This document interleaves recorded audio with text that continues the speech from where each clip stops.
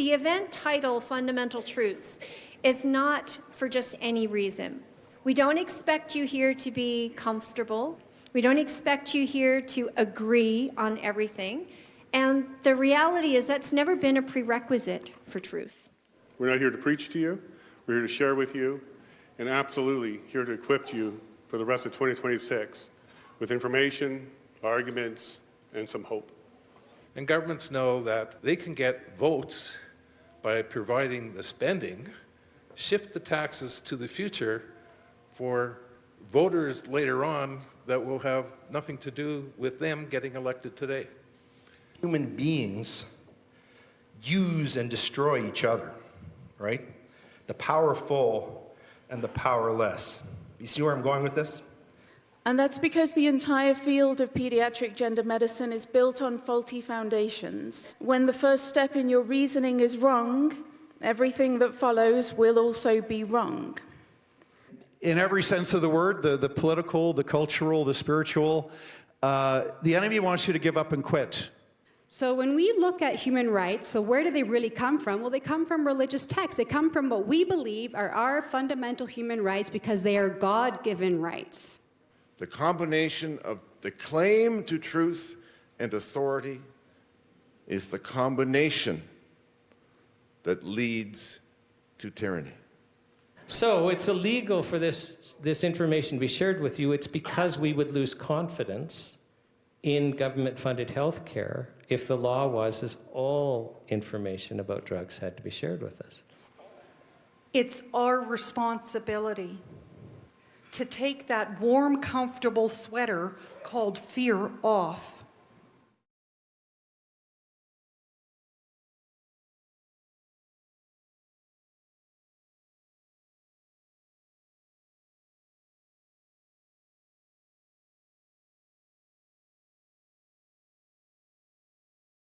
All right, kind of embarrassed, though, so we have to fix it. We'll start with a land acknowledgement.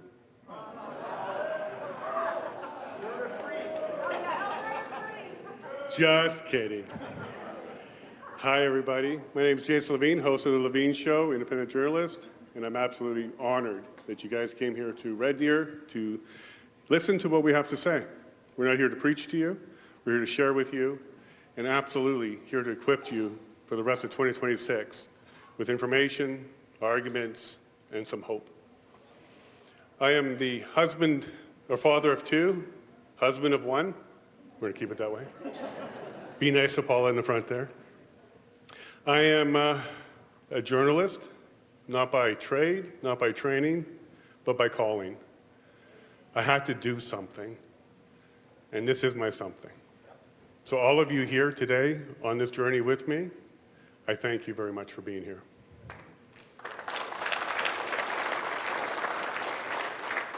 I'm a nerd born in northern Manitoba, like right on the border.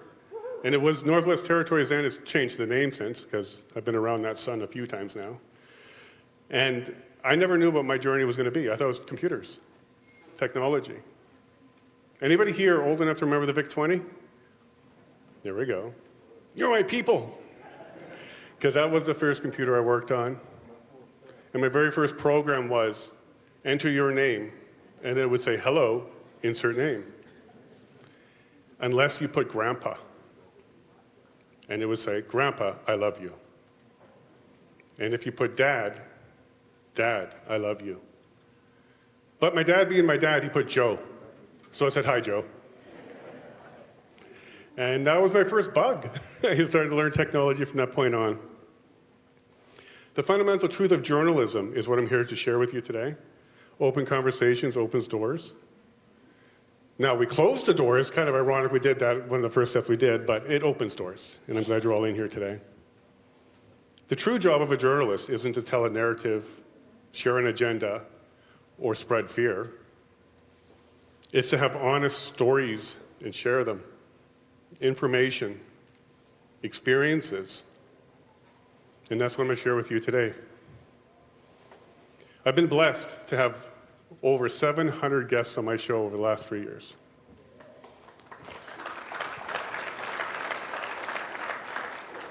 I didn't know where to start. If you look at the very first episode, it literally is, Paula, is this thing live? I don't know. I think it is, and she's in the frame, and she ran. We've come a long ways because we now share a morning show together. And some of you are here for her. Who's this guy? But they're here for Paula. Clap if you're here for Paula.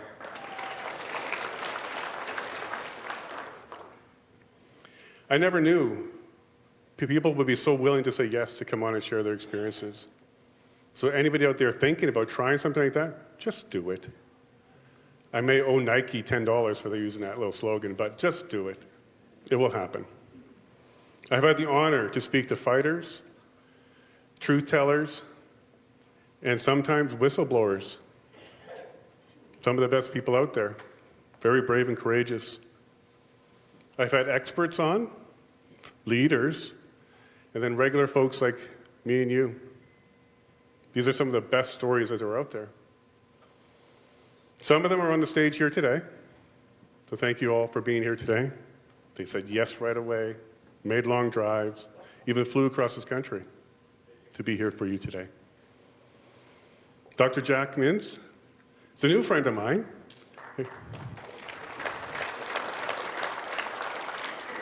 We had him on a show earlier this week, and I just put my socks back on. Because, wow, some of the things that he's going to share with you today is very important to understand and learn from. Because without economics and an economy, it can be pretty tough. From a nation all the way down to your kitchen table. My good friend Leighton Gray.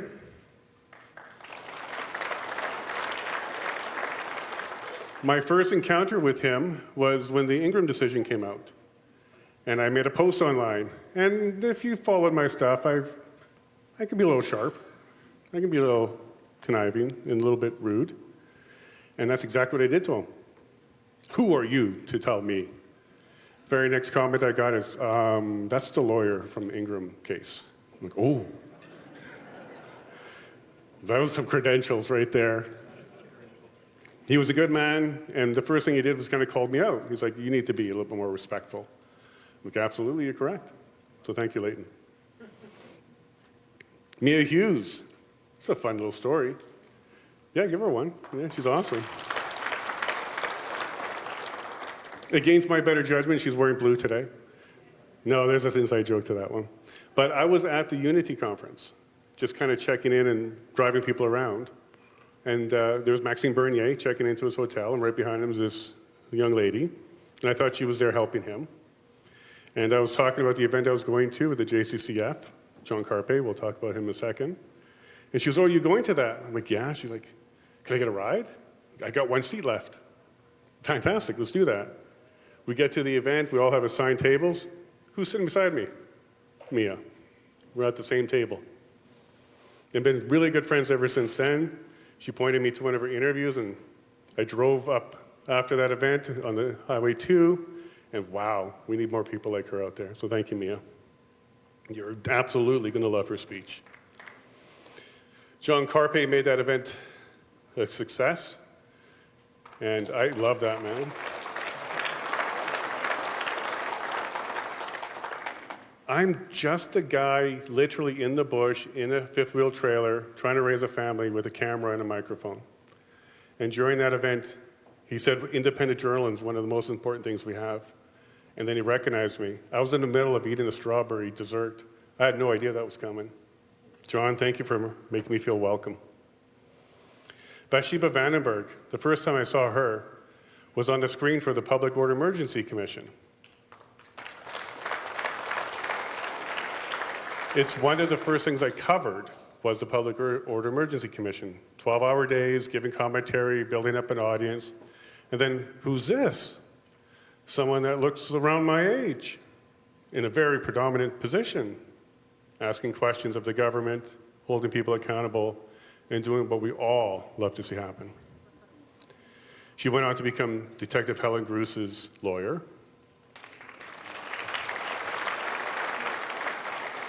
She's part of the Mosley decision, which a liberal judge agreed the emergency act of vocation was illegal.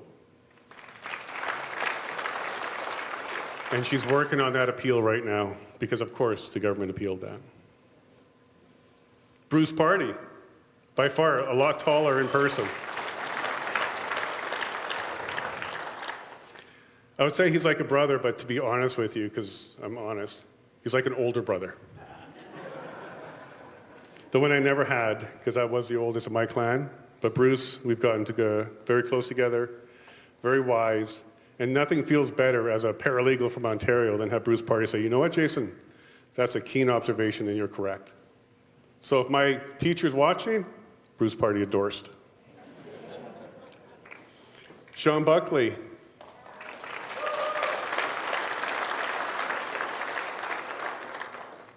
A great, great man. He sacrificed a lot to give us the NCI. You may never fully understand what the natural citizens required from him and his family, but I can tell you it was a great sacrifice. When he takes that stage and talks to you, you can hear God coming through him. He doesn't really like to do this stuff, but here he is on stage again to share some of his experiences with you. I love you, Sean.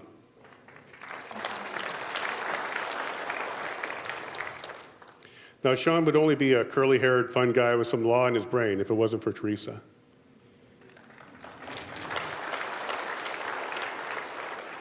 I watched it, behind the scenes, how the sausage is made at the NCI. Running back and forth with the audience, shush, turn off your phones, stop, stop. But that's how we do it, to make sure it's a perfect event, that the guests and their testimonies are given, and the audience can hear every single important word. Sometimes you don't know who's behind the scenes making it happen. I can attest here, it's Teresa. Pastor Sean Ham.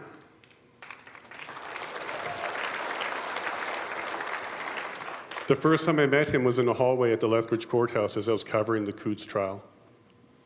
He came straight up to me and he told me how he just finished visiting Chris Carbert, how much support he has, and how beautiful Chris's soul is. I knew right there we'd be friends. We've had a long journey. We've spent some time together. He's been on the show. And if you're looking for a man of God that will only speak the truth, speak to him.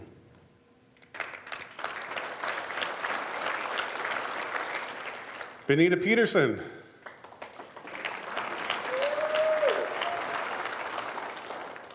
Nuclear powered. She's not battery powered. She's nuclear powered.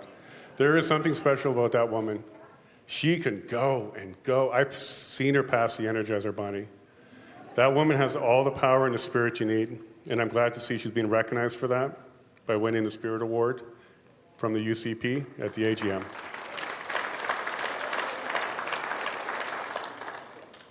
Some of the great people that I've met, they're not here today.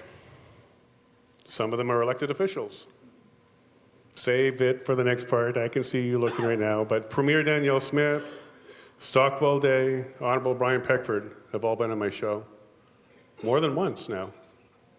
And it is truly an honor to be able to reach out and have these conversations, especially live.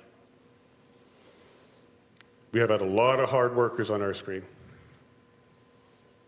Chris Barber, Pat King, Detective Helen Bruce will be on one day soon.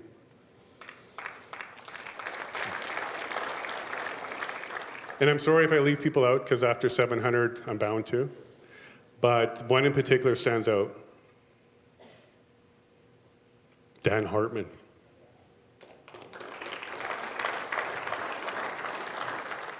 At 17 years old, his son Sean wanted to play hockey. And against his father's wishes, and without his father's permission necessary, he took the Pfizer shot. His mother found him dead beside his bed. Dan was driving to work or at work. He got a text, call immediately, it's important. As a father of two, it crushes me just thinking about the next words. And in his case, it's his only son, his only child to carry on his name. He's gone. That was the beginning of a journey for him. He's searching for the answers, he's searching for the justice, and he has the only wrongful death lawsuit against Pfizer, and it's here in Canada. He's going after the big fish because the big fish killed his son.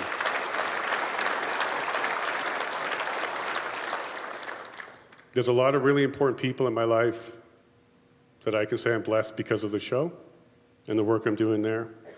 Several are here today. I was running as a candidate for the PPC party. Chill. Chill.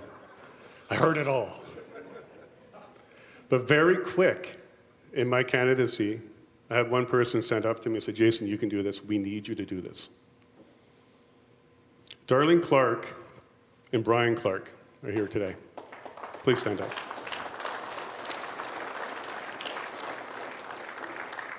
Without these two people, I wouldn't have had a kitchen to talk to, place to invite people to, signatures on a form, even some money in the bank. They had the first sign put on their lawn for me. Darlene, Brian, thank you.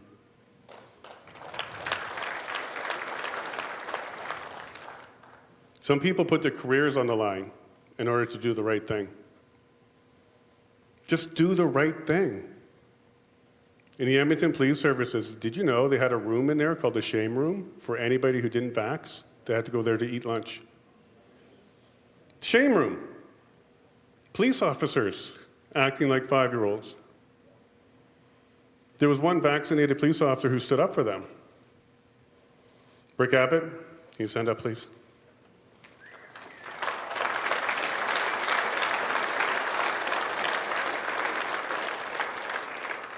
He went down to Milk River to encourage people to keep doing things peacefully, legally, to do the right thing, without his uniform, without a police car. And for his troubles, they took away his uniform.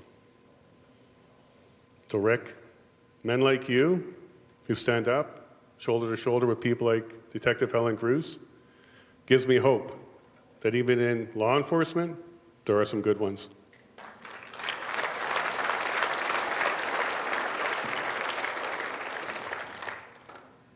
Nonsense, this next guy will say. Don't tell me that crap. I can't do his accent, but he's got one.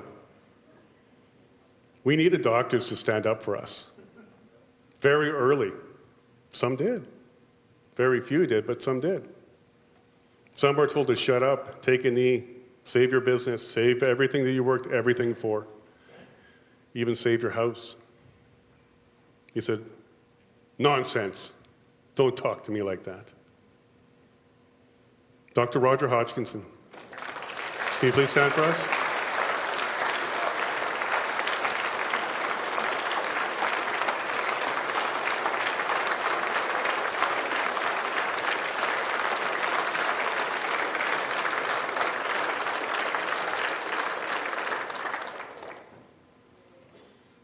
And Nicole, I love your honey, and I'm looking forward to your dinner Sunday. She's another great woman behind a great man.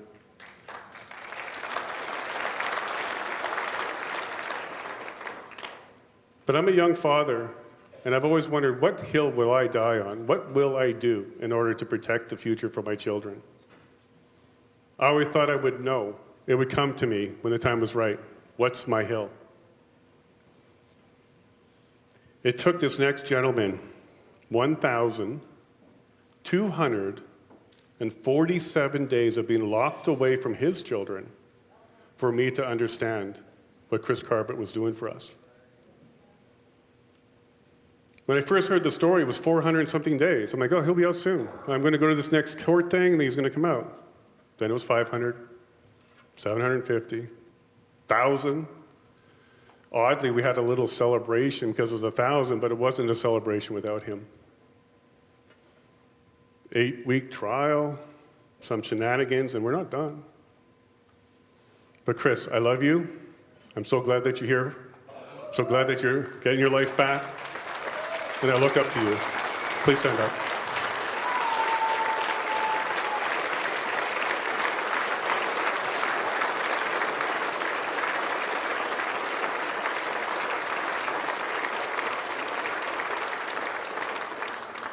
$1,247 days being locked away from his family also meant 1,240-something days of Bible study. He's got the record in the detention center for the longest running Bible study. We love you, Chris.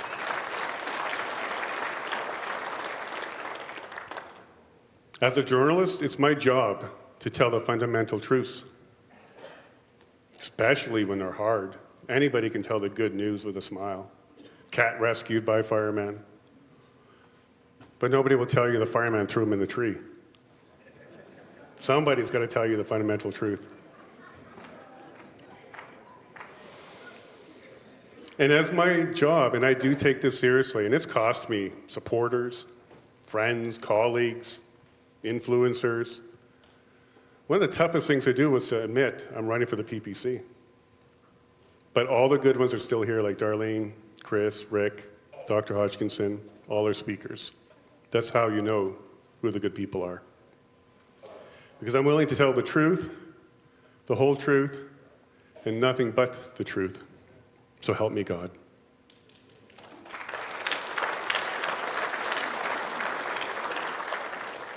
So I want to thank you all here that came here today.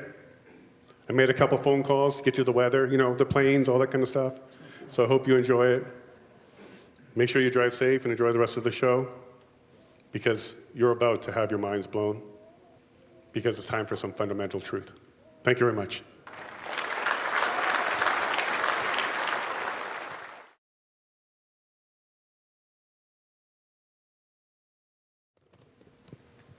Well, thank you very much for inviting me here today. I'm one of the people that actually flew across the country, as we now live back in Toronto, where both my kids and all my grandkids live.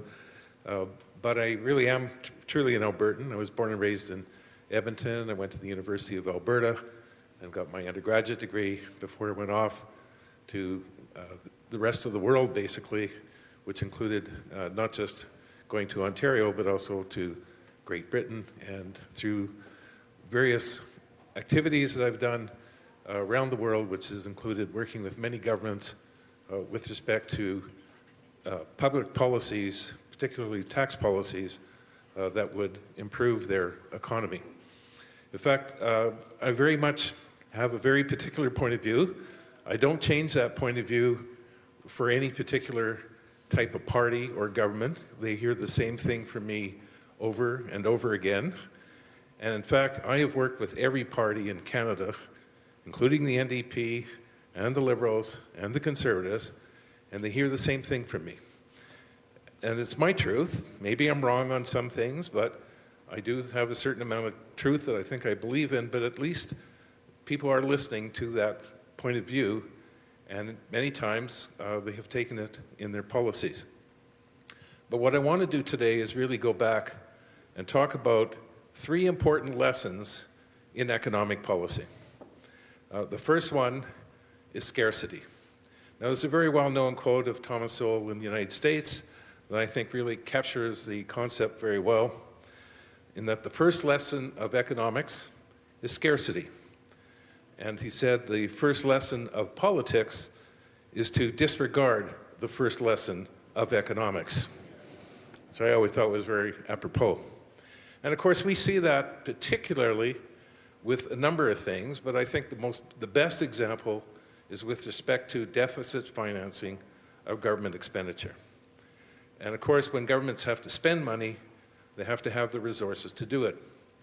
And of course, the one way of doing it is raising taxes on the current population to pay for those things that are really a benefit to the current population. But of course, those are the voters. And governments know that they can get votes by providing the spending, but then shift the taxes to the future for voters later on that will have nothing to do with them getting elected today. And so you end up getting large deficits. And we saw that in the pandemic year, when the federal government had a bigger deficit than all of the total government spending that it had in the previous year. In other words, the deficit was absolutely massive. And of course, some of that deficit was funded by the Bank of Canada, that bought the government bonds and then issued treasury bills to the banking sector in Canada, which is called the creation of money.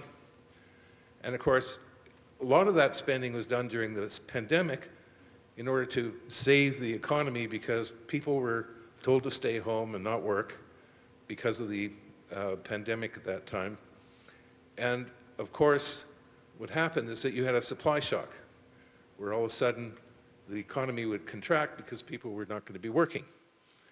Or if they did work, they would do it online, et cetera, et cetera. But the main point is that there was a significant hit on the economy with respect to that particular pandemic.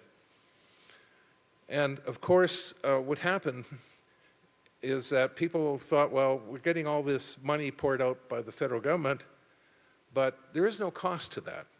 They're saving the economy. But of course, there was a cost to that. And that cost later on was something called inflation. And inflation came back roaring in Canada, hitting as high as 6-7% in the year 2022, which I know some of us, I was one of the economists that argued that we were going to get that bout of inflation, even though the Bank of Canada said in 2021, don't worry, prices won't be going up, but they did. And of course, they went a lot faster than the incomes of people. And today, what do people talk about? Affordability. Why? Because that record of inflation over those few years was more than the wage gains that they were getting. And so their budgets started getting squeezed. I'm going to come back to the affordability discussion a little bit later. But it's an example in which we forget that there is the concept of scarcity.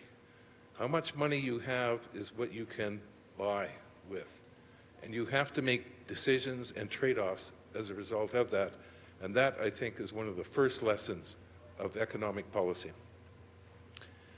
Now, the second lesson, which I think is really important, is the role of markets in allocating resources in the economy.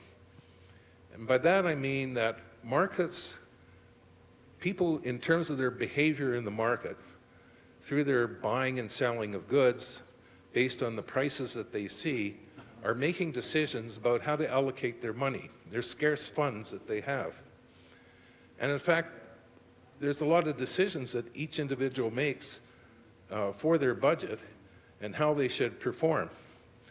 And that's what you call the market system, or as what Adam Smith called, of course, the invisible hand.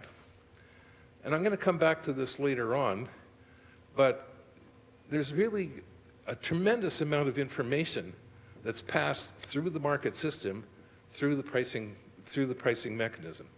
So let me give an example. We're all talking about high beef prices lately. Well, a lot of that beef pricing right now is a result of not enough cows to cut. There's been a supply shock. Now, of course, there's ways of handling that. If you didn't have regulations that told you you couldn't import cows from the United States, of course, you're going to make that supply shock harder. But if you have a free market, herds will eventually develop. There may be a period in which prices will stay up, but because those prices are high, suppliers say, oh, we should bring more to the market because there's money to be had and we can make some profits doing that. And then, of course, eventually those beef prices can go down. Now, some people also mark that there's not enough competition amongst the food processors or the meat processors. And so that's actually one of the reasons why prices are high. Actually, I was looking at the numbers lately. The meat processors are actually doing not very well at all when you actually look at their financial results. But let's say they were making a lot of money. Well, again, the strength of the market is that if you see that there's good profits to be made in an industry, then you get entry. And that's the role of competition, which allows people to get to the lowest price possible. And so I think that is a very, very important aspect in which markets really provide a lot of information and achieve a lot without having the government doing it for you as a result. And I'm going to come back to that point later on because it's very important in terms of what I'm going to be talking about. And then the third lesson, which I think is really critical, is that governments that try to do central planning don't have the information to run the economy. And in fact, I think Milton Friedman famous University of Chicago professor had a great quote once, which I'll repeat to you, that if you put the federal government in charge of the Sahara Desert, in 5 years' time, there'll be a shortage of sand. Now, we know that governments can flub, and I'm going to give you some examples later on. But there's been a significant change lately amongst economists when they talk about the role of government, where they believe now that government's role is to be partner with the private sector and lead the private sector. In fact, lately we call that nation building, in that we're going to have major projects where the government picks the projects that are going to be profitable, and those projects are going to spur Canada's economic growth in the future. Well, you can imagine my view of governments picking the projects rather than the market doing it.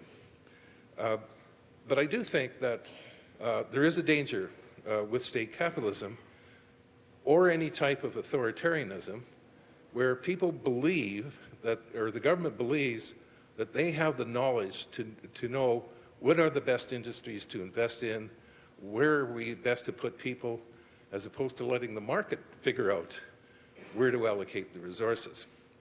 And of course, governments don't have that information. And I reread Friedrich Hayek's book recently, which I hadn't read for 50 years, and the road to serfdom. But the point that he was making was with respect to both Stalin in the Soviet Union, as well as Hitler in Germany, that they thought they could control the economy and can make those allocative decisions. And in fact, they couldn't. And they made a lot of mistakes. In fact, I worked with some of the countries that were in Eastern Europe after the fall of the Berlin Wall, and they were able to get out of the clutches of the Soviet Union. And of course, they were trying to shift right away to the market economy, but it was absolutely amazing about how they made decisions beforehand. You had a whole bunch of data that they would put together, and then they would figure out, well, you need so many shoes produced for the public, and we need to get so many articles of clothing and certain types of food available, et cetera, et cetera. And we know from all this data exactly what everybody needs. Well, you can imagine how that went.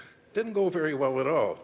As the Soviet Union, they had empty shelves half the time. People couldn't get what they needed, because that's what the market does. It really allows you to kind of sort all that through.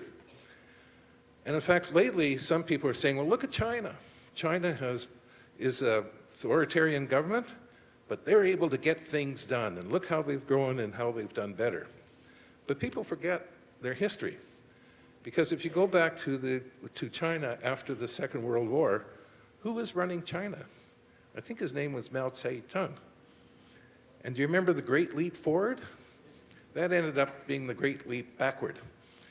And he also had a few other schemes.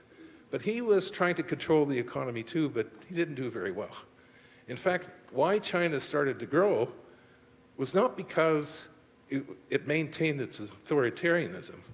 Instead, it started shifting towards the market. It was called market socialism.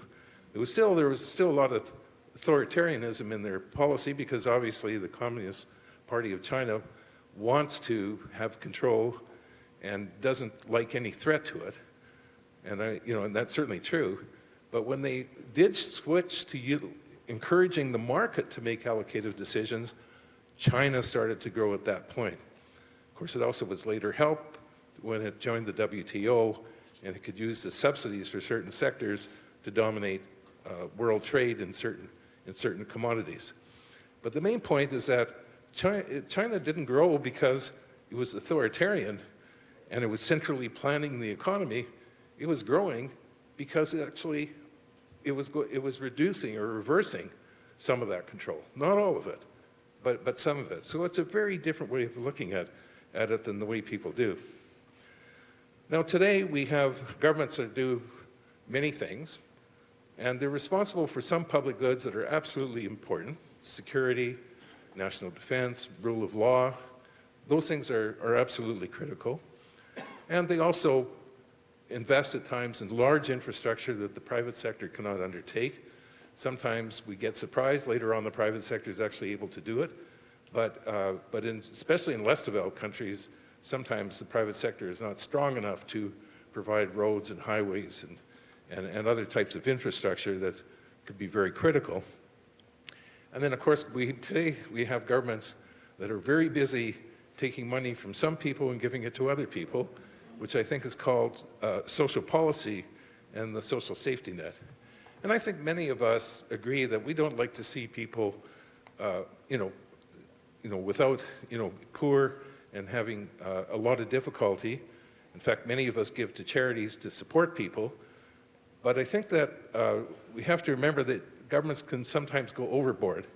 And that's really what's happened over the past number of years, where redistribution has been so dominant that we end up getting a very large part of the population not paying personal income taxes, but getting significant benefits from the government. Of course, you know what that means in terms of what they accomplish. And so we also know the governments provide healthcare lately, and education in Canada, pensions and healthcare. But it doesn't have to be the government providing it. What you can do is you can have a system where the private sector provides it, and where the government maybe protects certain people who can't afford certain things that they might need. But you can still have a very private system that operates the education system. You can have even when you look at the Asian countries, they don't have public pension systems.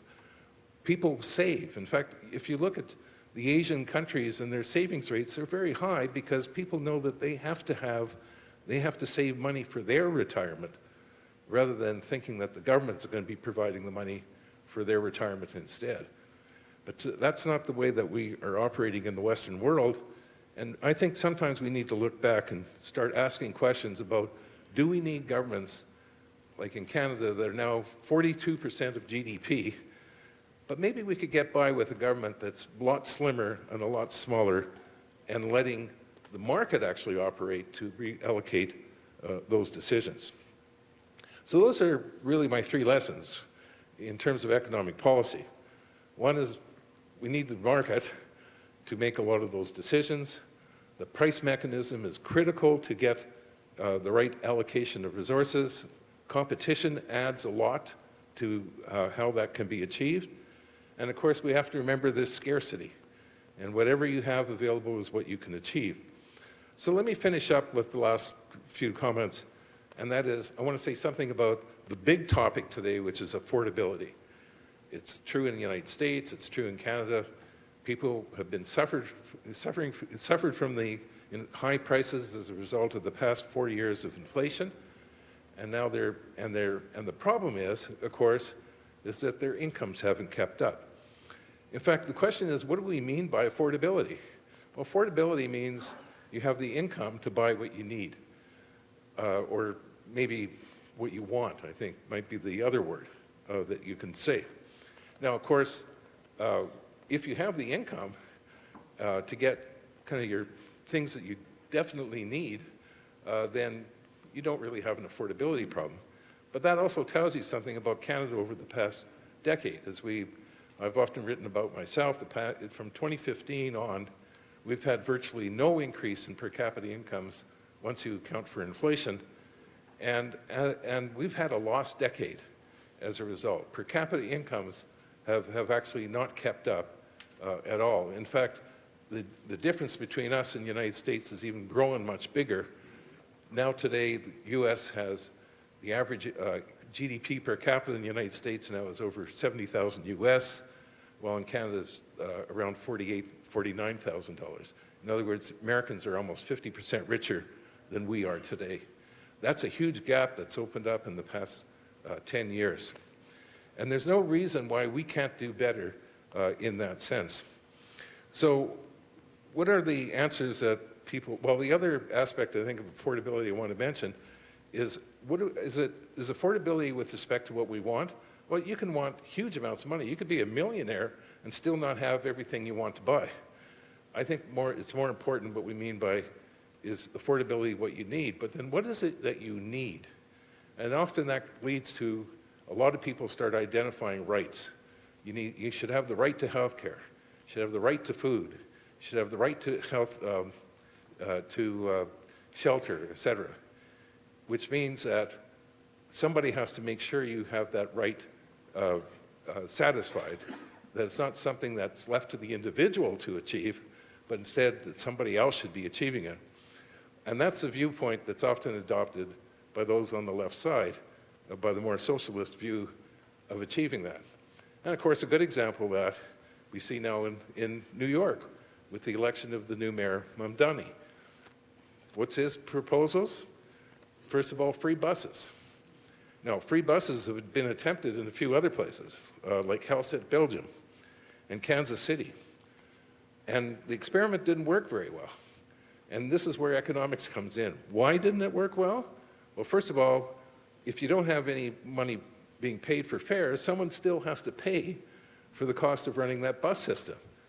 And that has to come out of the budget. And so what are you going to take out of the budget, or whose taxes are you going to raise in order to pay for free buses? But the other issue, and this is where economics comes in, when you give something free, more people are going to consume it. And that's what happens. The buses got more crowded. This particularly happened in Kansas City, where the buses became so crowded that in the end they said, this experiment is not working very well at all. Now, of course, if Madami had asked me, is this a good idea, I would have told him some of these consequences and said, how are you going to deal with this? Because obviously, if people are still paying for going in the subway in New York, then obviously they're going to have a problem. If everyone starts saying, well, why should I pay on the subway? I can go take a bus instead for free. My bet is it's going to be a bit of a problem. What's another thing that he recommends? Something that he wants to do. Something that a lot of people have done around the world. In fact, there's many cities today in Canada.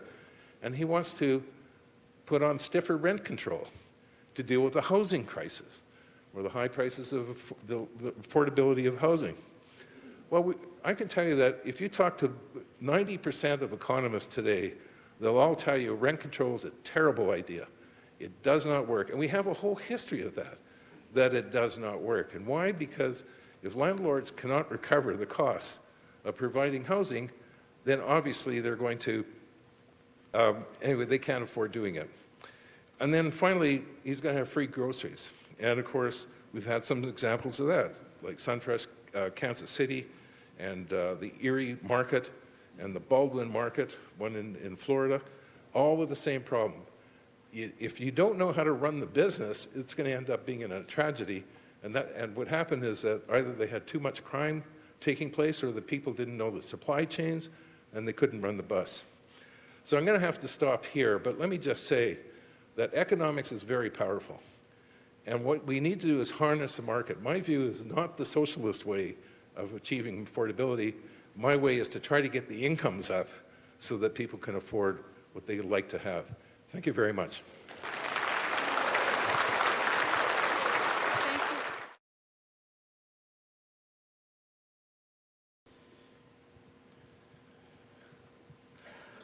I am Indian number 37802704001. That's the first thing. That's a fundamental truth about me. Why is that important to you? Because the fundamental truth about your country, Canada, is that it's a segregated society. Did you know that? The oldest statute in Canada is the Indian Act of 1876. And it sets up a subclass of human beings. And to the government, even though I look like I'm trying to win a Marc Messier lookalike contest,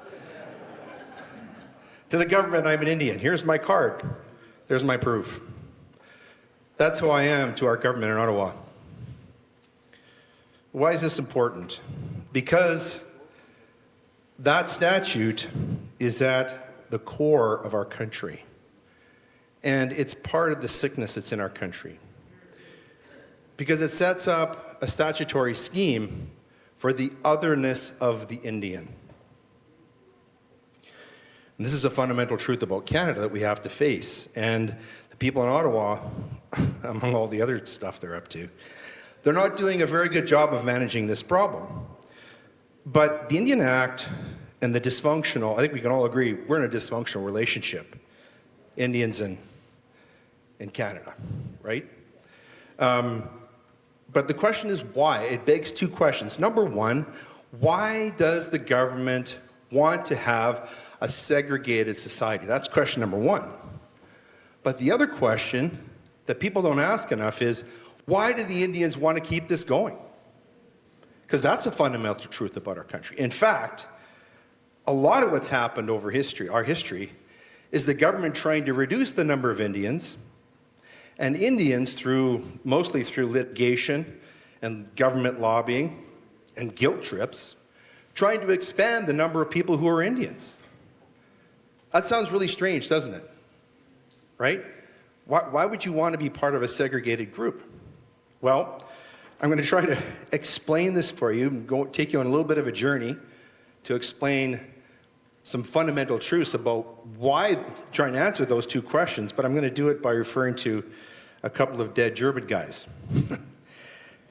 So let's talk about this otherness, okay?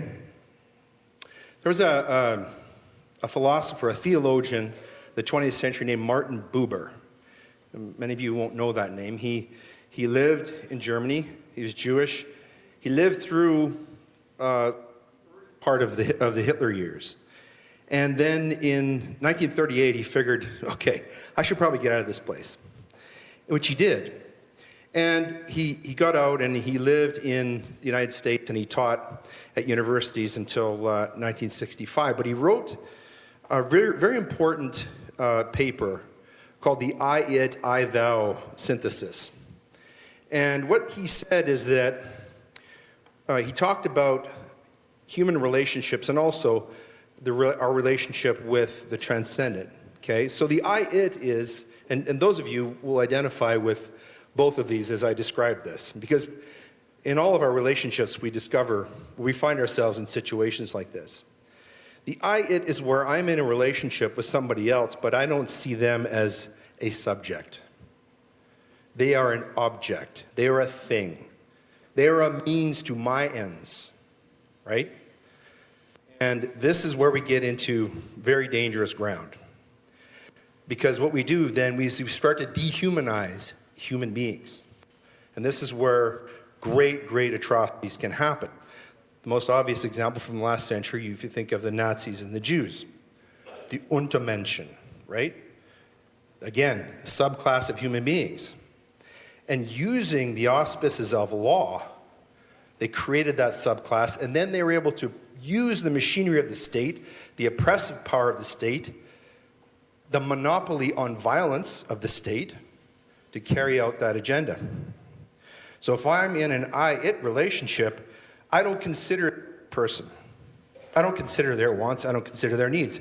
Sort of like the way Alberta is in relationship to Ottawa, right? They don't care about us, okay? They've got their own concerns. They've objectified us.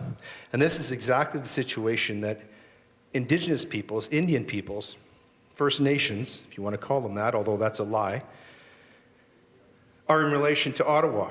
So that's the I-it. What Buber said, though, is that what we need to be is we need to be in relationship of I-thou. What is the I-thou? The I-thou is where you regard other people as subjects, as ends in themselves, as sentient beings with their own ideas, their own qualities, their own values, their own fundamental importance.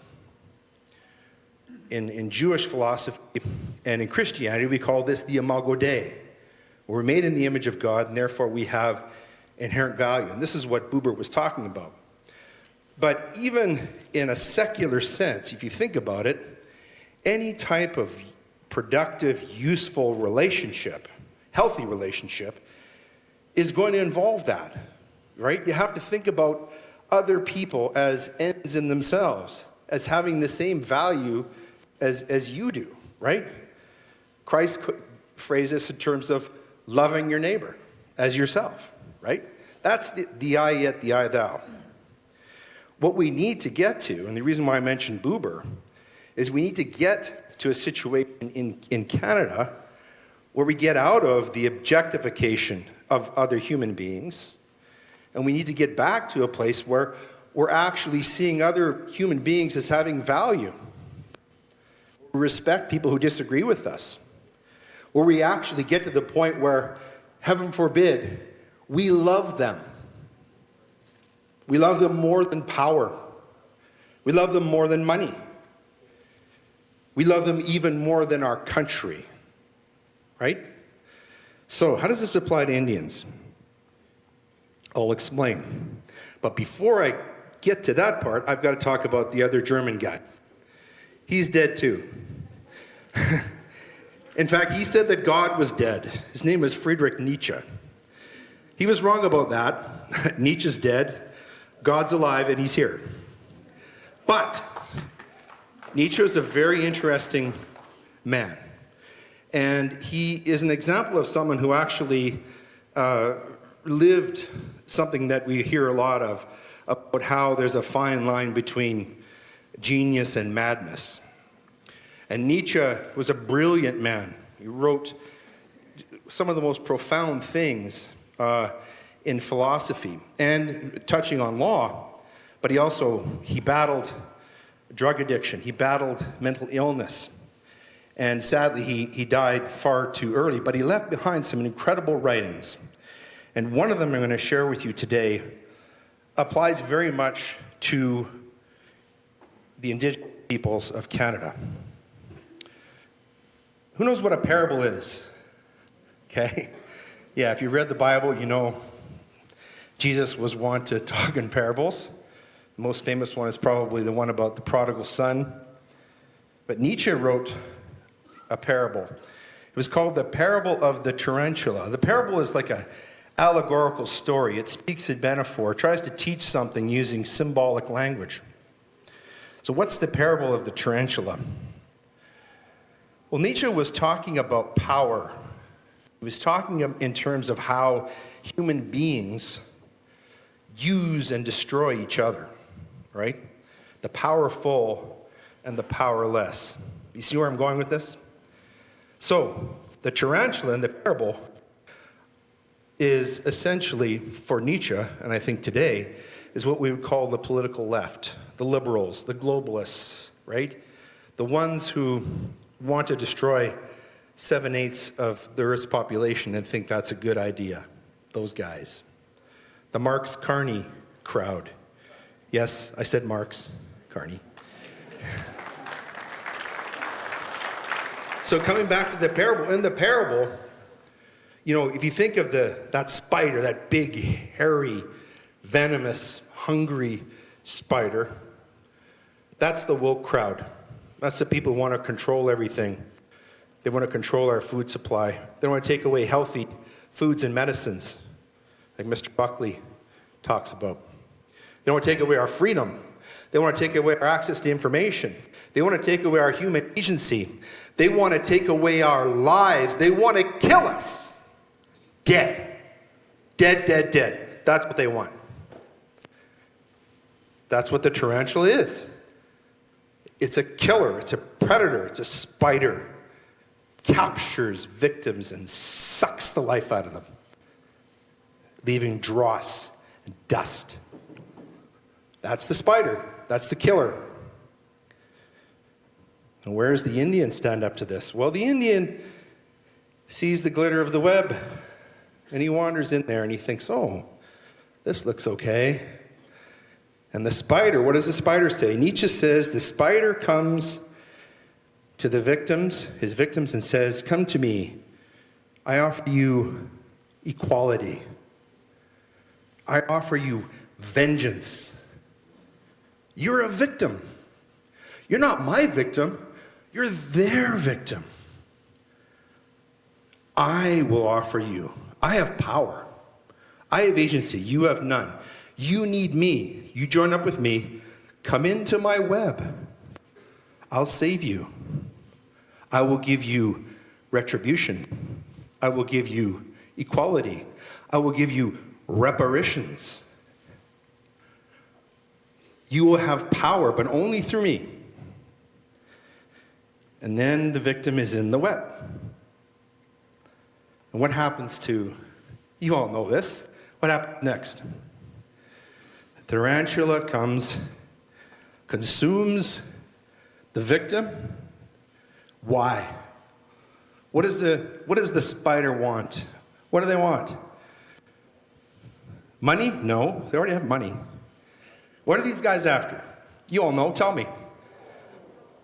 Control and power, yes. That's what the spider wants. The spider wants to grow bigger and fatter and hairier. And the more it consumes, the hungrier it gets. And the web grows, and the web is that control. So how does this work? Well, do y'all remember BLM?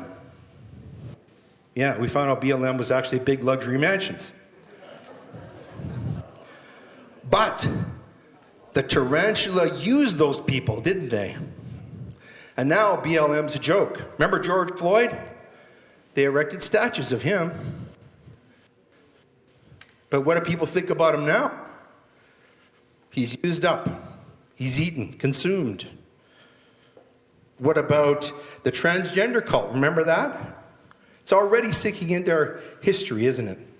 Right? The left used them too. A small fraction of society seemed to control everything. I mean, we had a man in the Olympics beating up women and we gave him a gold medal. That's the tarantula at work. Right? But the problem is, if there's going to be a spider, there has to be victims. And that's where the Indians are. And too many of them don't realize it. So I'm going to bring this down to the kind of street level. Show you how this works. Right now, in Alberta, there's an Indian chief and his band who have filed a lawsuit against the government of Canada because they want to block the referendum that you people were signing up for today. Now, this sounds bizarre, doesn't it? Imagine if 40,000 of the richest people in Ottawa, imagine if the Ottawa government, the government of Canada, filed that suit. What would you say then? Then your reaction is different, right? See how the tarantula works? You know how many Indian people, I'm going to use that word. It's not like the N word yet, but I'm an Indian, so I'm going to exercise license here. How many Indian people do you think are living on reserve in Alberta today? Take a guess. Someone says 100,000. Higher or lower? Lower. It's less than 42,000 people. The province of Alberta, the population just crested 5 million. And less than 42,000 people want to tell us that we can't have a referendum on independence. What does that sound like? It sounds ridiculous, doesn't it? But, you see, it's not the tarantula telling us that. It's the victim. It's the tarantula's emissary. And so we don't see it. We don't complain. And where do we focus our vilification? Where do we focus our anger? Who do we blame? Oh, those greedy Indians. They've always got their hands out. They always want more. We blame the fly in the web. We don't even look at the big, fat, ugly, hairy spider. And in the end, the Indian is the one who gets his blood sucked. He's the one who's turned to dust by the spider. So we don't see how this works. I'm going to leave you end off with a couple of anecdotes that illustrate this point. There's a man named Leslie Watney, very wise Indian man. And I want to tell you a little bit about him. He was born in 1928 in a one-room log cabin on a reserve in Saskatchewan, just like my great-grandfather was. and he endured a childhood of poverty and hardship.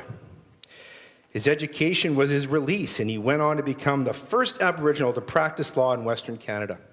He also served as the inaugural president of the National Indian Council in 1961. He came to prominence with his controversial 1971 book called Ruffled Feathers. Well, you should check this book out. And it argued for the end to the Canadian Indian Reserve System, which he believed trapped his people in poverty and despair. He wanted to get out of the web. He wanted to get out of the tarantula's clutches.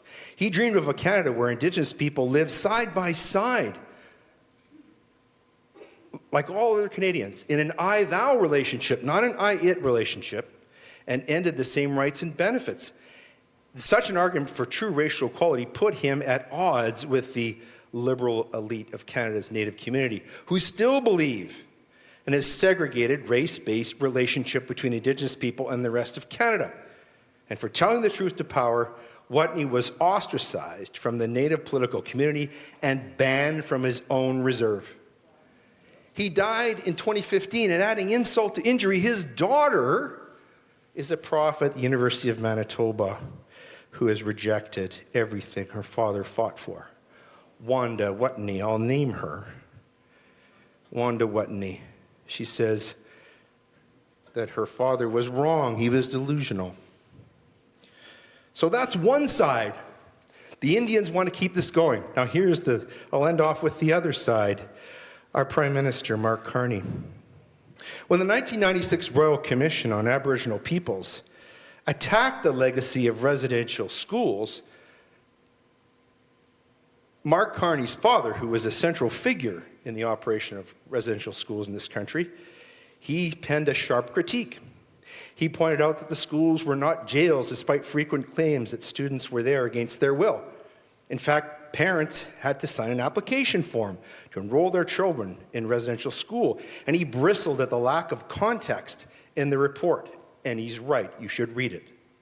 He noted that schools performed a key social welfare function in caring for sick, dying, abandoned, and orphaned children. My grandmother was raised in Indian residential school, and I would not have had a snowball's chance in hell of getting an education, let alone being a lawyer and having the privilege of standing here today if she had not gone to residential school. But in the midst of the last federal election campaign, Mark Carney, who's been in the hallowed halls of Harvard and Oxford and sips tea in Davos, he rejected all of his father's views. His father spent a lifetime in the residential school, but Mark Carney knows better. He says, I love my father, but I don't share those views. He says it's denialism and complicity. So, what have I told you? I've told you there's a lot of problems. But to quote the great Fred Flintstone to his neighbor, Weirdly Gruesome, no one that's half the battle. So we know the problem. So I just want to finish off with this thought, and that is one that I think is more inspiring. And this is from Augustine of Hippo, who said, the truth is like a lion. You don't have to defend it. Let it loose and it will defend itself. I hope I've loosed some upon you today. Thank you very much.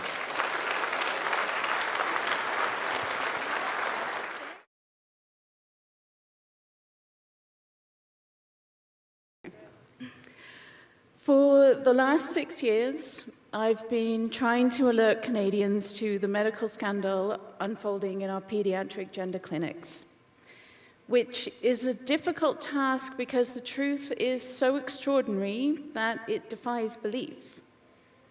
Doctors in these clinics are treating a type of young person that contradicts all existing knowledge about child and adolescent development. They pump this fictional patient cohort with toxic, unproven drugs in the complete absence of scientific justification.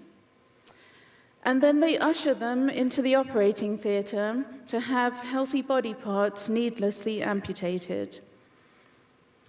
So I'm delighted to be here today in the only Canadian province that has made any attempt to shield young people from a field of medicine that has catastrophically lost its way.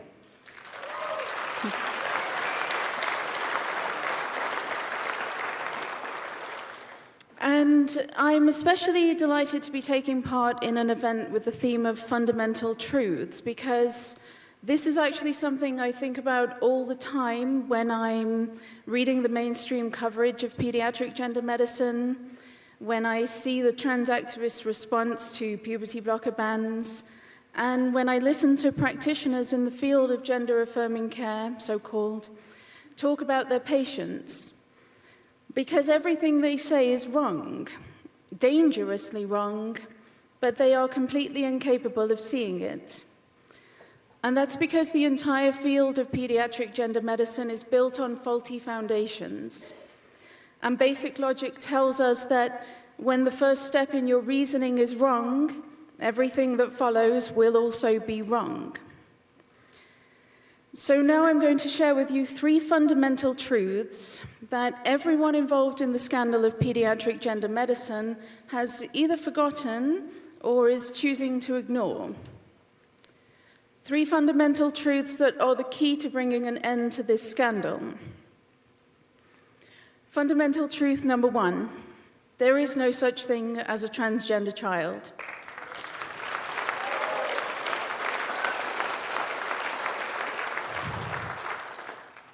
Now, that's a simple but highly controversial statement, so let me explain.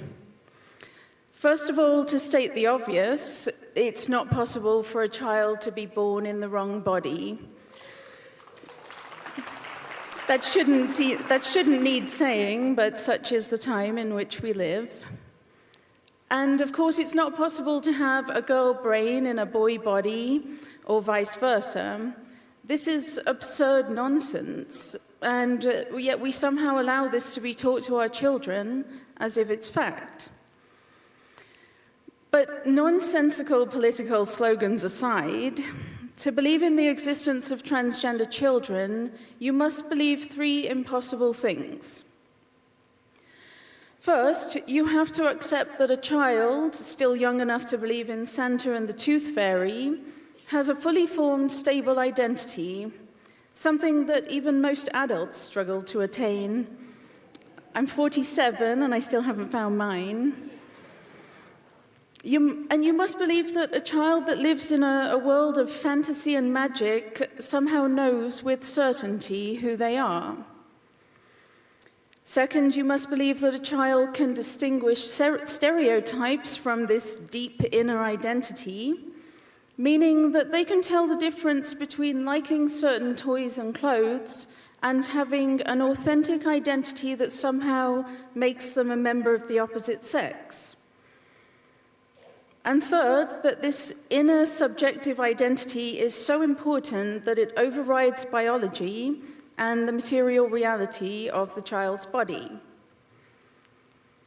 All that requires an enormous leap of faith. It requires that you reject all existing knowledge about childhood development, decades of high-quality, replicated, long-established research. And you must take this leap of faith because political activists demand it.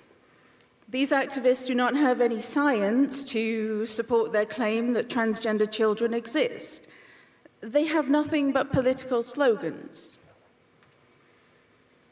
The reality is, every story of a trans child consists of nothing more than stereotypes. Little boys who like Barbies and princess gowns, or tomboys with short hair and a dislike of dresses. And yet, at the behest of a political movement that has no grounding in truth, we tell these innocent children that their likes and preferences mean they are members of the opposite sex. And because children have a great capacity for imagination and magical thinking, and because they trust the adults who are tasked to guide them safely through the world, these children believe it. Astonishingly, many people think it's harmless to lie to a little effeminate boy and tell him he's a girl, or tell a tomboy that she's really a boy. And on the surface, it may appear to be the compassionate thing to do to relieve the child's suffering, because, after all, it's not easy to be different from your peers. But at some point in the future, these children collide with reality, and that reality is called puberty. It's quite easy to turn a little boy into a girl by putting him in a dress and giving him a girl's name, or vice versa, but the illusion becomes unsustainable once the hormones begin to surge. So now the child must be medicalized, the natural developmental stage of puberty blocked with potent endocrine disruptors, followed by powerful wrong sex hormones. Which brings me nicely to my next fundamental truth. Sip water.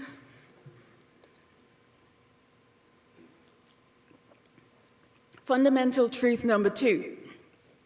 Not a single adolescent is capable of consenting to the medical interventions on offer in pediatric gender clinics.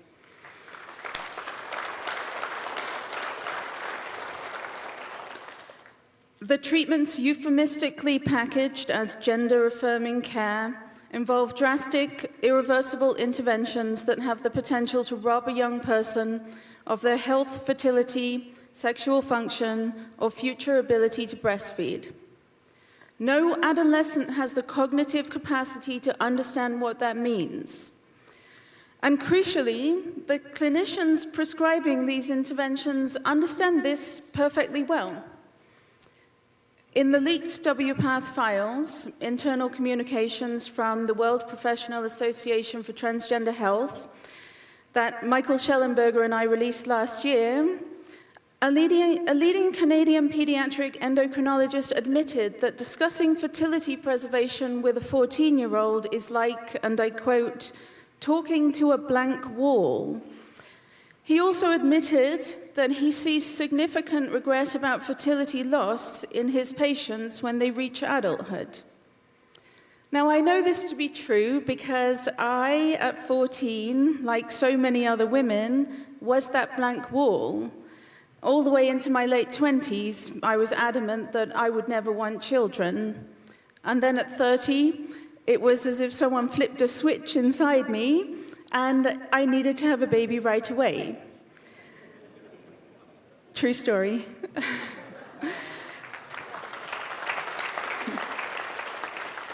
And today, at 47, I'm the proud mother of 3 children.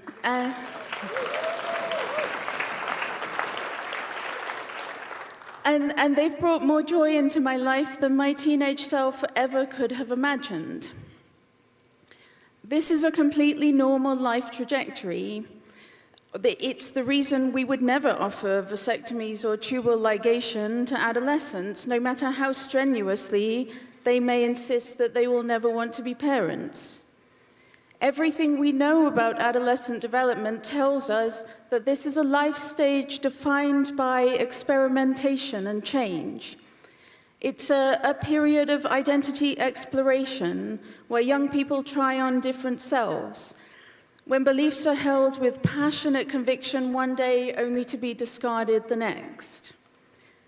And because we know that adolescents don't have fixed, stable identities, we should also know that permanent, irreversible medical interventions that imprint adolescent identities onto the body could never be appropriate or ethical.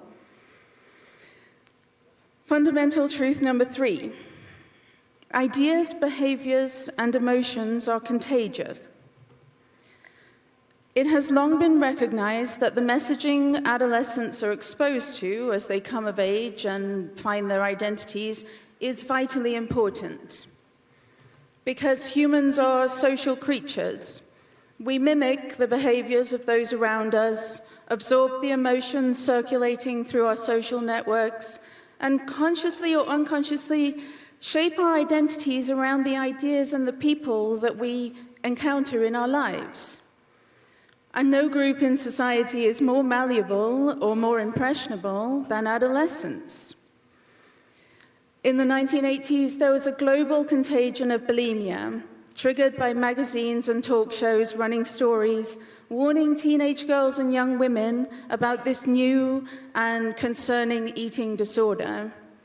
Media coverage inadvertently caused the behavior to spread by planting the idea that it was possible to binge and purge into the fertile minds of millions of adolescent girls and young women under immense pressure to meet the era's expectations of thinness. Bulimia was the culture-bound syndrome of the 80s and 90s. Celebrities shared their battles with it, characters suffered from it in television shows, and every story sucked more girls and women into the epidemic. But that was the pre-internet era. In the digital age, social contagions are turbocharged.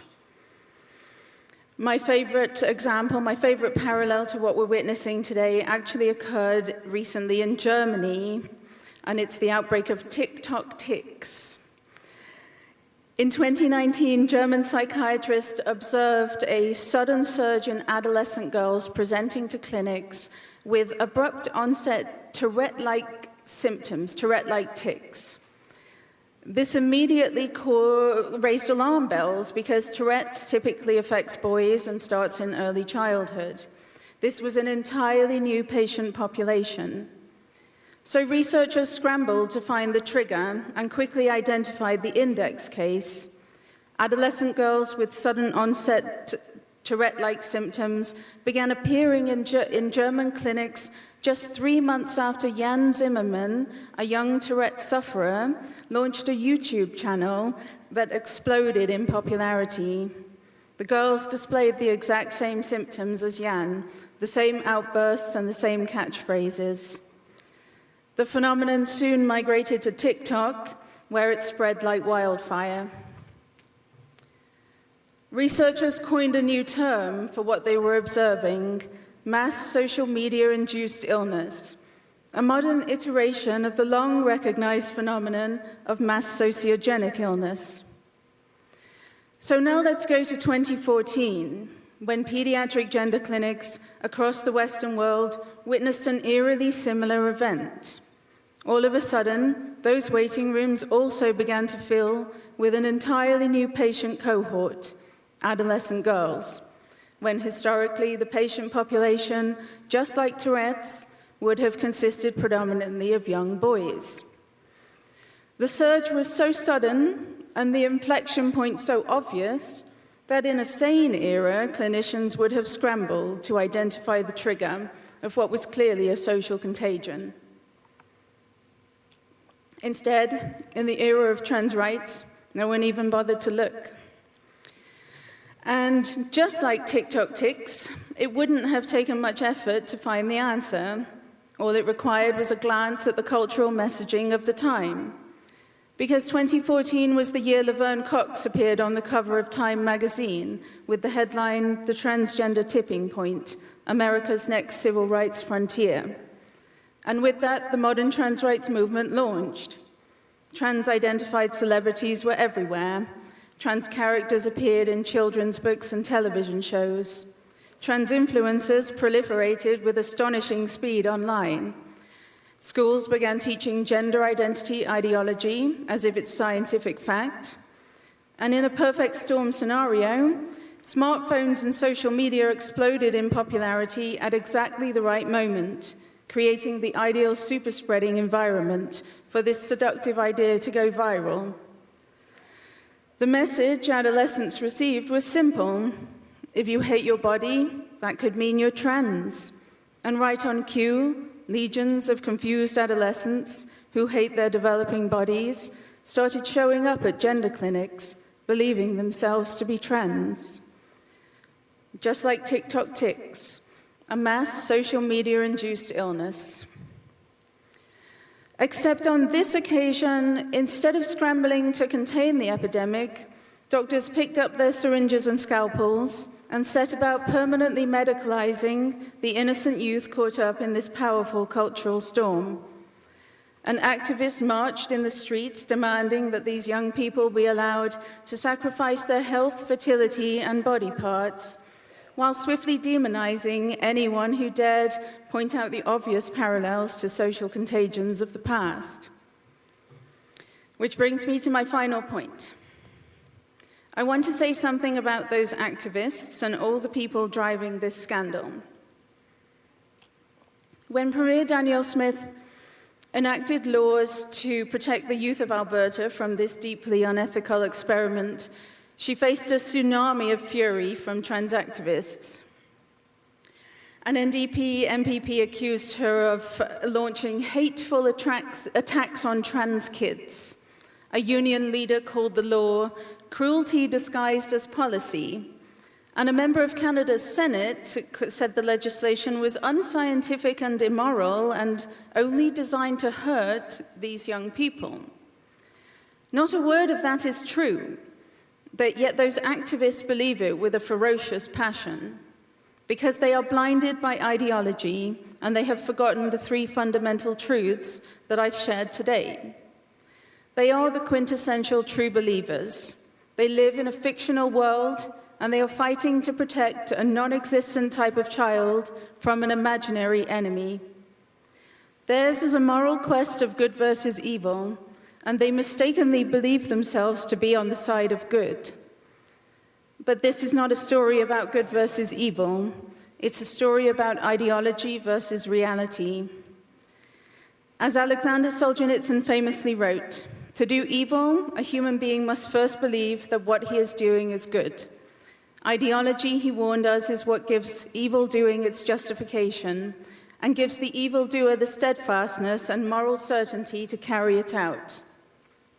It is ideology that drives doctors to commit acts of evil beyond comprehension, to amputate the healthy breasts of teenage girls, to block the natural development of innocent children, and to rob young people of their fertility and sexual function before they can even comprehend what that means. When the Canadian Medical Association launched a legal challenge to Alberta's puberty blocker ban, its president dismissed the law as political interference, explaining, and I quote, that medicine is a calling and that doctors are compelled to care for and promote the well-being of patients. But that statement reveals the problem. The CMA remains blind to the scandal unfolding in plain sight, operating under the comforting illusion that good intentions alone are enough to protect patients from harm. Yet noble intentions are no safeguard against harm. History is littered with medical scandals, and at the center of each there were well-intentioned doctors who left a trail of devastation in their quest to help patients. The doctors who prescribed thalidomide didn't do so with the intention of causing major birth defects. The obstetricians who sent expectant mothers for prenatal x-rays didn't deliberately set out to cause childhood leukemia. And the recovered memory therapists of the 1980s truly believed they were helping victims of child sex abuse when, guided by ideology, they implanted false memories of incest into the minds of hundreds of thousands of women, shattering families and destroying lives. There can be little doubt that pediatric gender medicine is destined to take its place in history alongside these medical catastrophes, because the fundamental truths that make one thing unmistakably clear: not a single one of these kids is trans, and not a single one can grasp the lifelong consequences of these interventions. And if they cannot comprehend the consequences, then these treatments are not appropriate for a single young person, not one.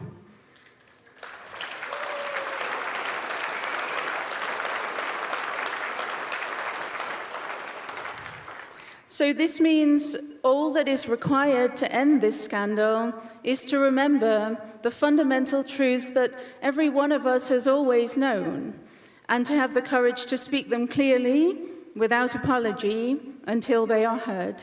Thank you.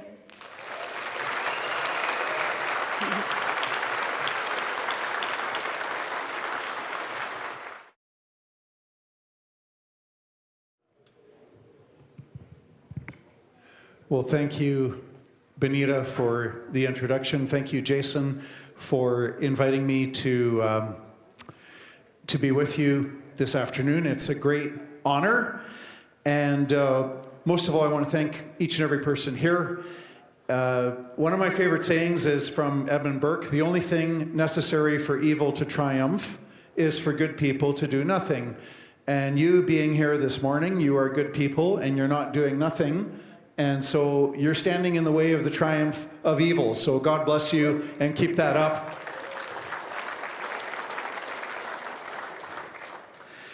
There's an old French proverb. It kind of lines up with the only thing necessary for evil to triumph is for good people to do nothing. There's an old French proverb that says, if you don't do politics, then politics will be done unto you. And that also aligns with something from about 2,500 years ago in Plato's Republic. The idea was put forward, and this is not an exact quote, but the gist of it is, those who refuse to engage in the democratic process are destined to suffer the fate of being governed by their inferiors.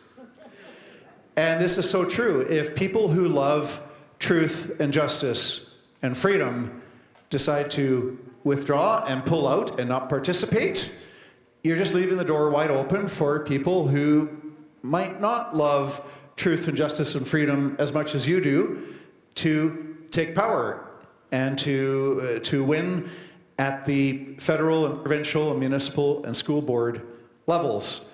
And so those three align. The only thing necessary for evil to triumph is for good people to do nothing. Politics, if you don't do politics, politics will be done unto you, and those who refuse to engage will suffer the fate of being governed by their inferiors. So, this is a great way. Kudos to Jason and the organizers for starting off 2026 with this conference. Big round of applause for Jason and all the good people to put this together. Some phenomenal people were introduced by Jason this morning. I want to add one more freedom fighter worthy of introduction. We've got a problem in Canada with the law societies and the colleges of physicians and surgeons and all these regulatory bodies that are censoring professionals and promoting woke totalitarian ideology of equity, diversity, inclusion.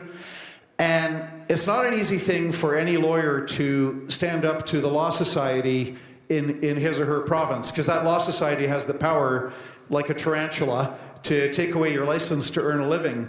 And we have a very courageous person with us today who's actually suing the Law Society of Alberta. Big round of applause for Roger Song. Roger, stand up, please. So Roger...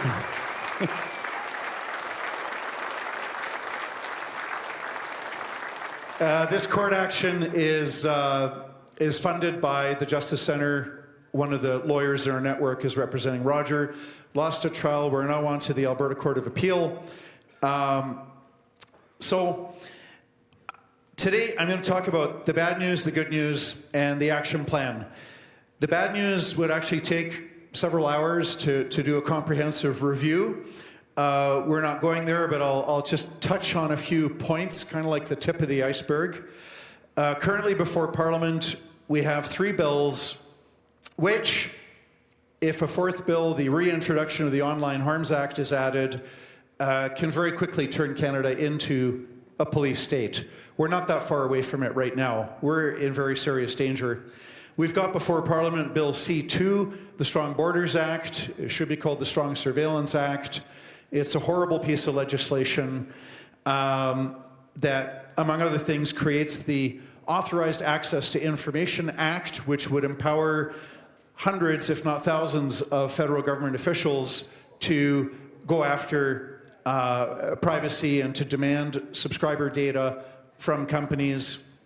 We got Bill C8, which, if passed, would actually give the federal government the power to kick Canadians off the internet without warning, without a trial.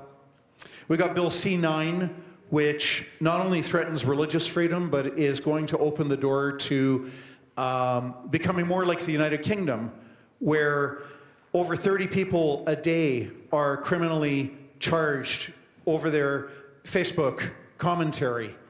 And Bill C-9, the so-called Combating Hate Act, would remove a current thing that's in place currently for a hate speech prosecution to advance. It needs the permission of the Attorney General, the Justice Minister. Bill C-9 would get rid of that requirement and leave it up to local police, local Crown prosecutors to have the full discretion to prosecute. So Bill C-9 is a serious threat to free expression. Then we've got already in place the Online Streaming Act, C-11, which actually gives the CRTC, the Canadian Radio, Television and Telecommunications Commission, gives them authority over the internet as broadcasting. That's already a law on the books since 2023. We've got the Online News Act, which was supposed to help Canadian journalism, but ended up reducing the viewership, and Canadians can no longer use Facebook and other social media to forward news links to each other. That's already on the books for the past 2 years. Then we have the threat of the Online Harms Act, which thankfully died with the April 2025 election. But the Online Harms Act would empower the Canadian Human Rights Commission to do new prosecutions against people over non-criminal offensive speech. It would create a digital safety commission to enforce regulations passed by the federal cabinet without input from Parliament to censor the internet. Would also empower judges to lock you up or to place you under house arrest with an ankle bracelet, even if you've not been charged with or convicted of any crime. So that's the Online Harms Act. They're threatening to bring that back. We've got a problem with woke transgender ideology that has infiltrated all the establishments. Mia did a superb, fantastic presentation on that, so don't need to go into that. But it is a problem. We've got a divisive, racist orientation where people actually believe in that your ancestry, your ethnicity, your descent, your race should determine your legal rights and freedoms. It's a sick, perverted, twisted doctrine, but it's gaining ground currently. We had the Cowichan decision in British Columbia where it put into jeopardy the land titles, property rights of homeowners in Richmond. And then last but not least, we've got a serious problem with the judiciary. I wrote a book about it, Corrupted by Fear. I've got copies there at the back. I think I've got a dozen or so left that I brought with me from Calgary this morning. Corrupted by Fear goes through how some Canadian judges wrote the media narrative into their court rulings totally unsupported by evidence placed before the court, which is a very serious problem. So Corrupted by Fear includes the judiciary, but also the other establishments, the media, where the fear-mongering in 2020 really took over to a very sick and very dangerous extent. I'll stop with the bad news there. That's enough. That's just the tip of the iceberg. The good news is Canadians are fighting back. The good news is there are more Canadians today who are awake and alert and active than what was the case in 2019. So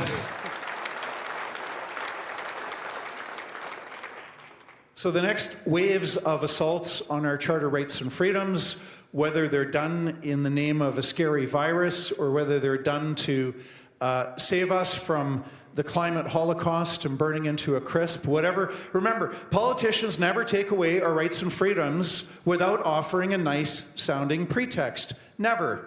It's always about safety. We got to protect you from hatred and protect you from misinformation and disinformation and protect you from terrorists, protect you from a virus.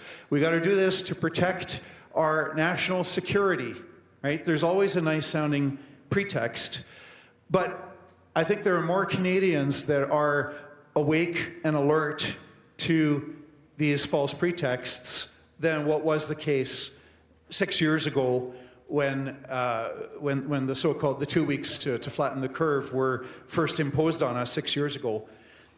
And this is good news because tyrants need slaves and slaves look to tyrants.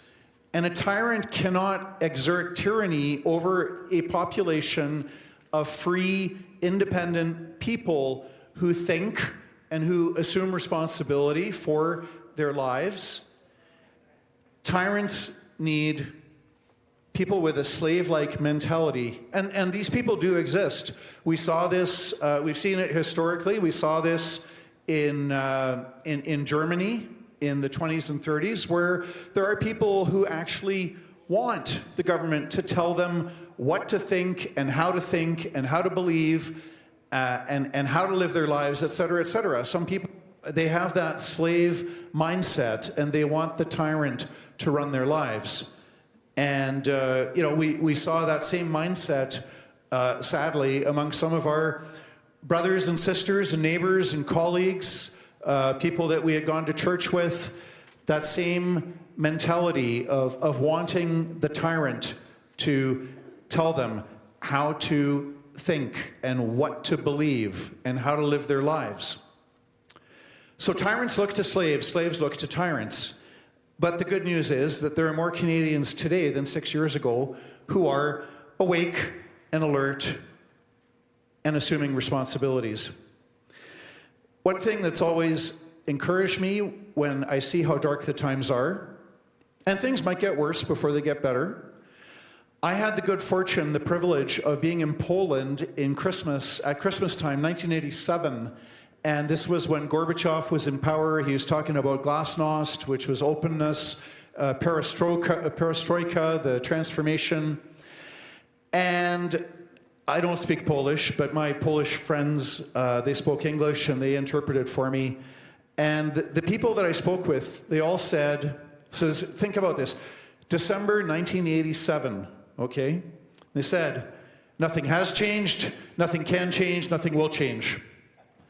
The people who are in power are too powerful. The status quo is rewarding and benefiting people. They're not going to let go of their power and perks and privileges. Nothing has changed, nothing can change, nothing will change.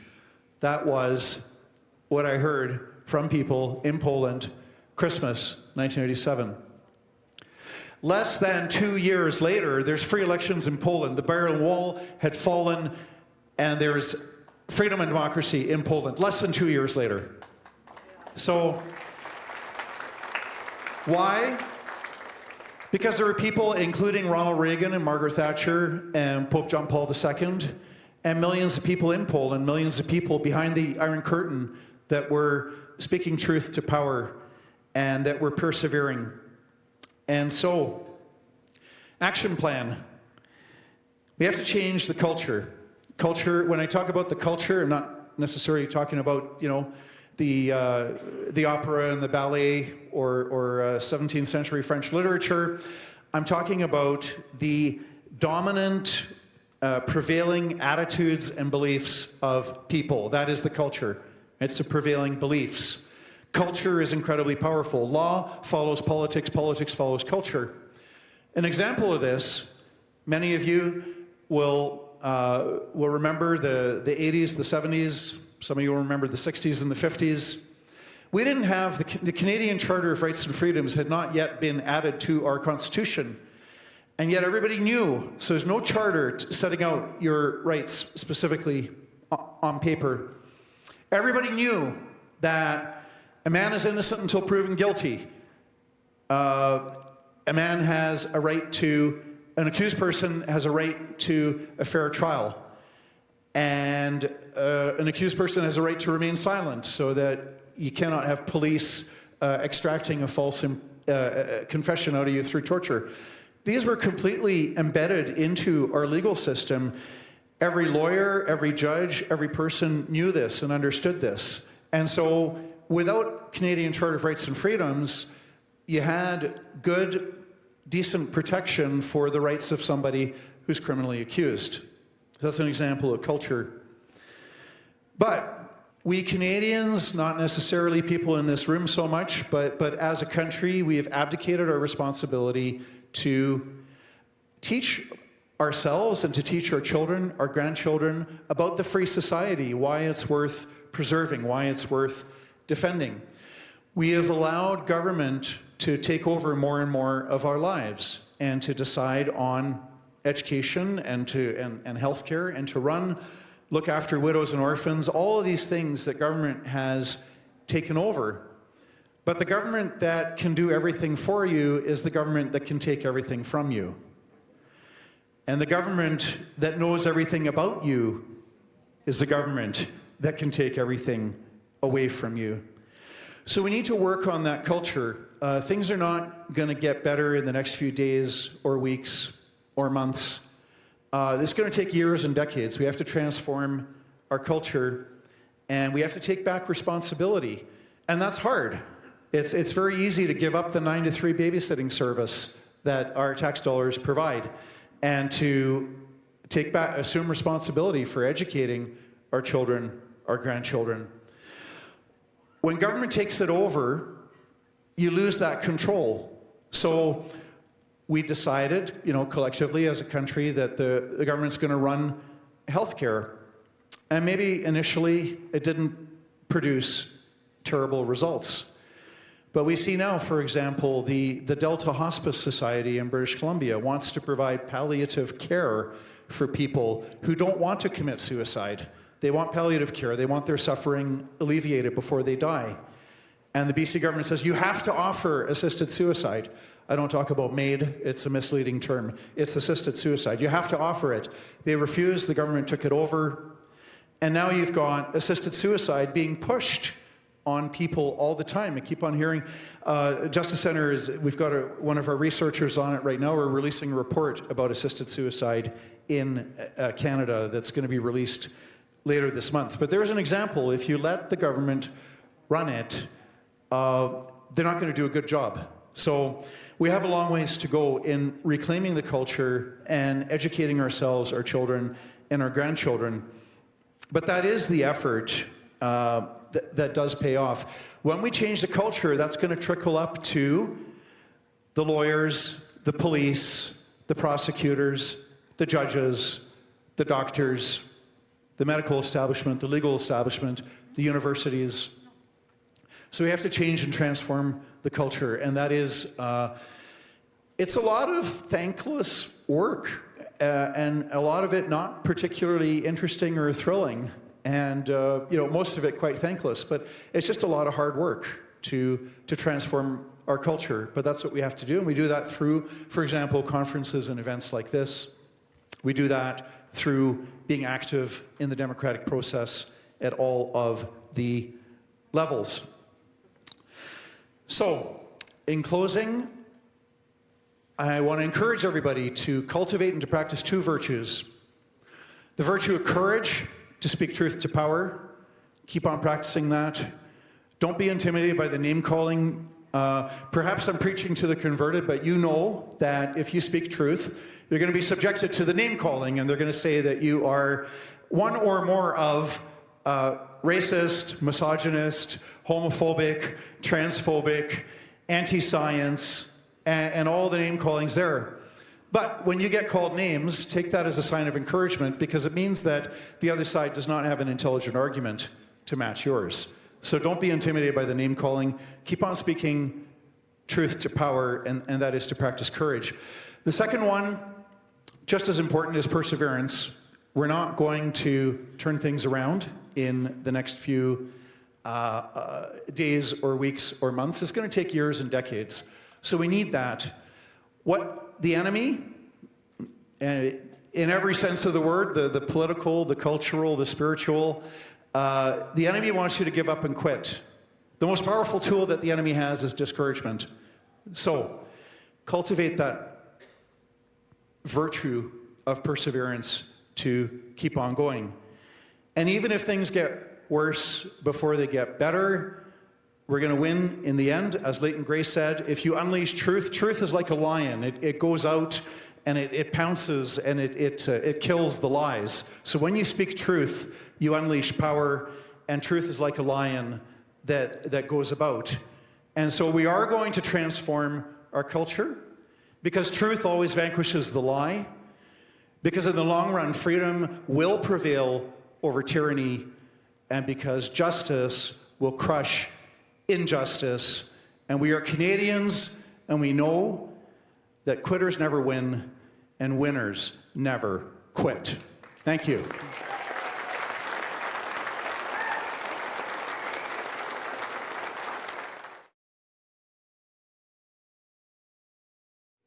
Well, that sure didn't sound like me. I'm just from Red Deer. Yeah.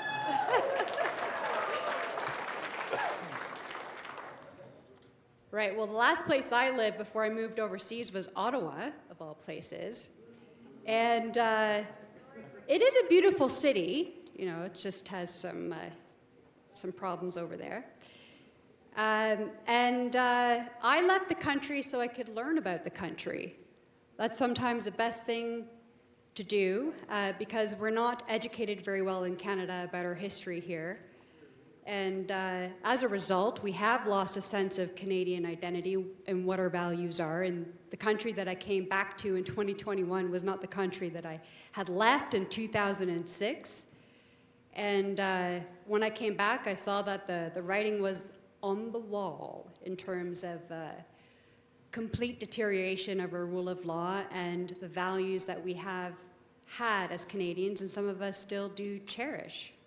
So I am not very accustomed anymore to talking about global human rights because I'm fighting for human rights here locally in Canada, and the Canadian legal system doesn't take a very kind approach to international human rights law.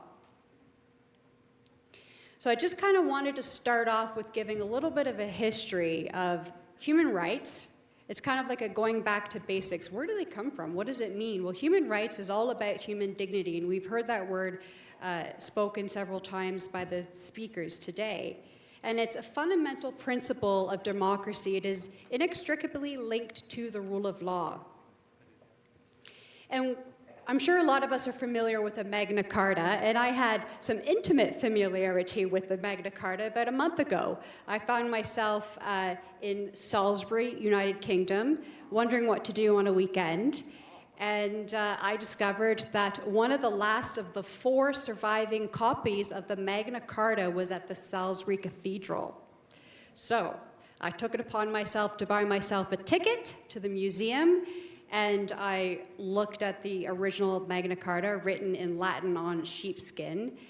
And there was a little museum there that sort of detailed what the clauses were and did a bit of analysis. And what I discovered was that the largest portion of clauses are dedicated to the protection of private property, right? We definitely have a lack of that here in Canada. And the second largest portion was dedicated to justice, right? So we have sections for the first time written into English law, if you like, of the rule of law, as a concept that it's not the law by the king, that no one is above the law, that there will be due process, trial by witness. And so the Magna Carta was a huge influence to our legal system as we know it today. And how that sort of the background, a bit of the background to why the Magna Carta came into existence is because people were being heavily taxed and to fund King John's wars in France. And they were saying, enough of that, that's our property, our money, and we want rule of law and fair treatment. I think that we can agree that those are the things that we still want today, but that the principles of the Magna Carta are very much lost.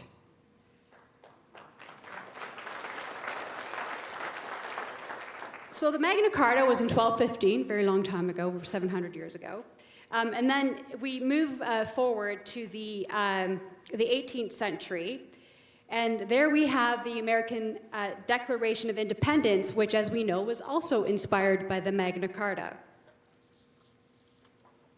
Then we have the 19th century, where we have the abolition of slavery. We also have the right to vote in the United Kingdom for all men. And I will talk about that later on, because we often focus on the right of voting for women, and what's lost in all that is that men had a very huge fight to actually vote as well, because it had a lot to do with if you were the right class, if you had property, there was all sorts of restrictions, and not every man could vote. Also, a lot of labor law rights were introduced in the 19th century. And humanitarian law principles, which ironically were sponsored by Russia. So we have several humanitarian laws, say, that were actually sponsored by Russia, starting off with the Hague Regulations in the late 19th century. Okay, then we fast forward to what we think is, and if you Google, the history of human rights, they'll start off with the 1948 United Nations Human Rights Declaration, as if that's where human rights start. Well, that's not where human rights starts, and that's actually, I would say now, based on everything that's going on, my assessment is that it's a very negative, restrictive starting point because it starts with states defining human rights. It's where we have the states defining human rights instead of people defining human rights. So when we look at human rights, so where do they really come from? Well, they come from religious texts. They come from what we believe are our fundamental human rights because they are God-given rights. And I'm just going to discuss a little bit of Jewish law, Christianity, and Islam. These are our three very, well-known monotheistic religions. There's also Zoroastrianism. There's also some others out there, but I'm going to focus on those three. And in Jewish law, the focus is on rights and obligations. So it's not about entitlements. And what we see now in Canadian human rights is we see this perversion of human rights where it's all about, well, I'm entitled to this. And we forget about our responsibilities. Freedom of speech is protected in the Jewish religious text where in Genesis chapter 2, verse 7, it says, a man became a living soul, a talking spirit. So the idea is that we are, by nature, meant to have a voice, meant to have speech, to have that free speech, just to speak the truth with others.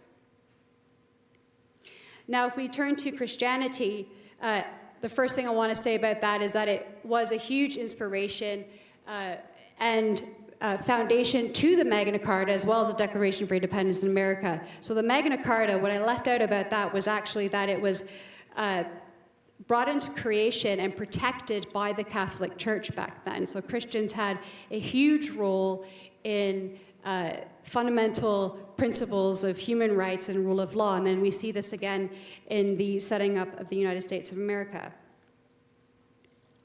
So we did have an earlier speaker mention about how Jesus, the way he lived in terms of respect your neighbor, that's about treating people with human dignity. And that in and of itself can be seen as a fundamental principle and advocate for human rights and human rights protection.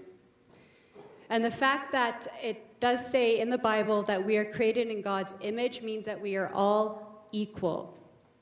And it's not like the Animal Farm, where all animals are equal, but some animals are more equal than others. And that is actually what we are now seeing in the interpretation of human rights here in Canada, is that we're seeing some groups are given more rights than other groups. That in and of itself is against the very fundamental principles of human rights. Another thing that I want to mention about Christian influence and the United Kingdom is Speaker's Corner. There's this corner in Hyde Park in London, United Kingdom, where everyone can come together and speak freely. George Orwell apparently called it a place, a gathering of lunatics. He's got a sense of humor. So back in 1865, there was a Reform League, and they were a league that were mostly of Christian men that were fighting for the right to vote for men in the 19th century. And that's where they met. And it was actually because they had a huge protest in that area, in Speaker's Corner in Hyde Park, that led to, actually ultimately led to legislative changes so that all men could vote. But that took until 1918. But it established Speaker's Corner as a protected place for people to speak. Now I want to turn to Islam. Human rights in Islam are firmly rooted in the belief that God and God alone is a lawgiver. So it's similar to Christianity and Judaism, that God is above all, and therefore we are all equal under God. The right to life is protected in Islam. The Holy Quran says that whosoever kills a human being without any reason like manslaughter or corruption on earth, it is as if though he had killed all mankind. And as we know in human rights legislation today, that the right to life is a protection. However, it can be taken away by the state, so it can be qualified. For example, we see the right to life in some countries is taken away by way of if you've done something of your security threat, for example. Freedom is also protected in Islam. And there's quite a lot written about how in Islam it's forbidden to have a slave. And equality is also protected by Islam, where it states in the Quran that, "O mankind, we have created you from a male and female." And in other words, we're all equal. We all are descendants from one father or one mother. And it also states, and I think this is an interesting section of the Quran where it states, "And we set you upon as nations and tribes so that you may be able to recognize each other." So there's a recognition that there's diversity amongst the planet, and that exists so that we get to know each other. It doesn't exist so that we stand divided. We stand together in our cooperation and getting to know each other and respect each other. Now, if we look at the international landscape for human rights, I did mention the United Nations Declaration for Human Rights. There's also the International Bill of Rights, which is the International Covenant of Civil and Political Rights, and also the International Covenant of Economic and Social and Cultural Rights. Now, these are treaties, and Canada has signed those treaties, but Canada is what is called a dualist system. We do not import international laws directly. They have to be locally legislated for them to be enforceable. In terms of human rights, so there's a lot of lip service paid by the Canadian government. In 2024, the Canadian government, along with some other countries, said that they were going to take Afghanistan to the International Court of Justice for violations against an international treaty that's protecting women against discrimination. And all that was said in 2024, nothing's being done. And the International Court of Justice is a court that deals with statehood responsibility. And so it's not exactly the right forum to enforce human rights. And that's the issue, is that there's a problem in enforcing human rights. And that is not only a problem internationally, it is a problem locally here in Canada. And I did talk a little bit about humanitarian law. I want to share with you a story of how the ICRC, the International Red Cross Committee, came to being. And it's a tale of a businessman, a Swiss businessman who was walking on the battlefield of Solferino in Italy in 1859, and he saw all these people pillaging the dead, taking their gold teeth, taking the goods off their bodies. And he was inspired to fight for the protection of medically wounded and dead in warfare. So he's actually the founding person underpinning this entire organization of International Red Cross, and then later on the Geneva Conventions. And I like that story because it talks about a businessman. That's any person in this room can make that kind of difference. It took a lot of sacrifice. The end story is, to his personal life, is that he died in poverty. He was a businessman, and he gave everything for the sake of humanity. And that is sometimes a level of sacrifice that is required to make change and protect us all. And in terms of enforcement of human rights, we have had the Nuremberg trials, we've had the International Criminal Tribunal for the former Yugoslavia, and the International Criminal Tribunal for Rwanda. Those were set up by the United Nations Security Council. So again, there seems to be no way to have our human rights recognized and enforced unless states are involved, unless there's some sort of political motive. And earlier we heard reference to that some rights were upheld because there were some political leaders that stood up and upheld our human rights. The issue is that we have at the moment is it doesn't seem to be anybody out there. There seems to be no political leaders that are willing to stand up for our human rights. And going back to the story with regards to Poland and their story of freedom, we need to stand together and more in numbers, advocating for our human rights so that the political leaders will represent the will of the people. Now, I only have a few minutes left, and there's so much to discuss, but I just wanted to say that I looked at a few indexes of where Canada was. In 2024, it seems that Canada was like 11th or 12th or 14th on the Global Peace Index, the Global Human Rights Index. Interestingly, for the first time ever in 2025, I'm seeing some criticism online that Canada is all about lip service, that they don't have proper reporting on the human rights abuses here.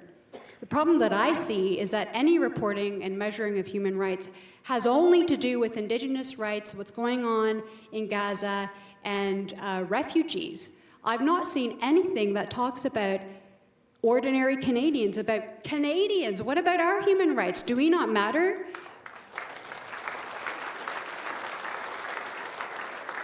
I mean, I'm appalled about what happened in 2022. There's just a huge question out there about what's happening to our freedom of expression. I mean, I've read family law cases, and one in Alberta where a judge told a father that he could not talk to his child about COVID-19. I mean, she's telling him, yeah, you don't have any, free speech. You have no right to freedom of expression. That was a total charter breach.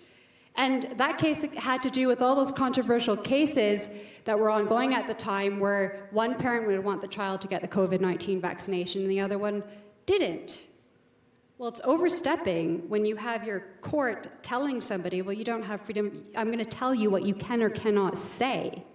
That's not what the case was about. We also have similar in family law cases, if you want to really see trending in terms of issues with our human rights compliance here, as you read the family law cases between 2020 and now, it's pretty outrageous, where you have a judicial notice of regulatory authorization of COVID-19 vaccinations. Well, that's not how judicial notice works.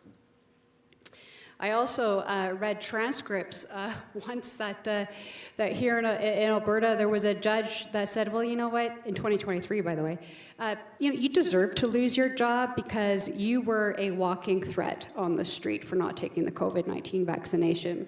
There's another judge in Ontario who said, well, I don't know what the big issue is about your 5-year-old not getting the COVID-19 vaccination, because I've had 5 and I love to be pricked and prodded. Yeah. It's a bit weird. But anyways, my last words in 1 minute is that I practice administrative law here. I don't practice constitutional law. Sometimes it goes in that direction, because that's, for me, where the heart of human rights lies. We have so much regulation happening in this country overnight, and it is literally taking away our fundamental human rights.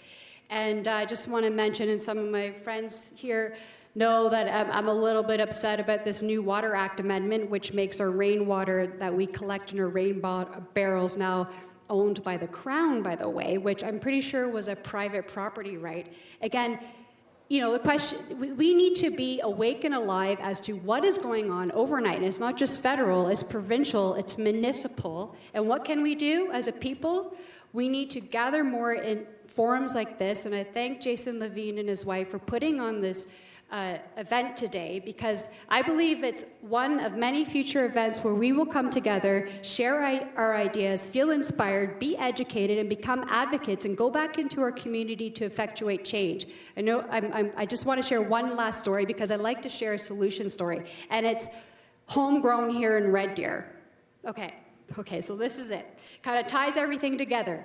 I spoke about the International Covenant for Social Economic Rights. In there, it says that governments have to kind of protect or uphold standard of living, which includes housing. That's all it says in terms of that. It's clause 11 if you ever want to read it. In 2019, Prime Minister Trudeau made a national housing strategy, and he said, oh, well, I'm going to take that part of that international economic social right. And I'm going to make it the national strategy, and I'm going to say that everybody has a right to housing. Well, that's not what that right says, but he said, oh yeah, but now we have a right to housing. Then he gave a ton of taxpayers' money to this private corporation, the Canadian Mortgage Housing Corporation, and they went out, and I believe that they strategically went out to certain municipalities and said, you should apply for funding. And next thing you know, in Red Deer, I'm seeing these signs coming up last year saying, yeah, fourplexes as a right. I'm like, fourplexes as a right? That sounds like a human rights language. What are they saying? And anyways, my local community association said to the city, you're supposed to have public consultations with us. You didn't. We want them. And then we had another person, I don't name him Gabrielle because I'm very thankful that he did this. He funded and held a meeting at the festival hall in Red Deer and had people come in from Edmonton and Calgary to share their negative experiences with this free zoning bylaws is what I call them. We came together as a people. Okay, we stood up and we said no, because that fourplex as a right was going to take away people's right to enjoy their private property. I mean, imagine you put all your money into your house, that's going to be your security for the future, and the house next to you gets torn down and this huge apartment building gets put up, overshadows your garden, your ability to grow food. You can't enjoy your backyard anymore. The value of your house goes down. And you have no say. That's what the fourplexes as a right was going to do. We stood up together, we demanded accountability, and we got it. Thank you very much for your time.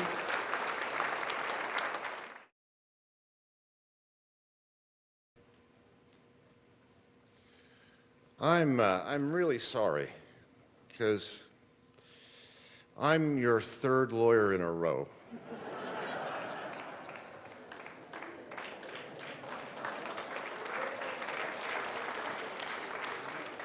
And I hope you don't start thinking about William Shakespeare. You know the part where he says, the first thing we'll do will kill all the lawyers. I want to offer you an inconvenient fundamental truth.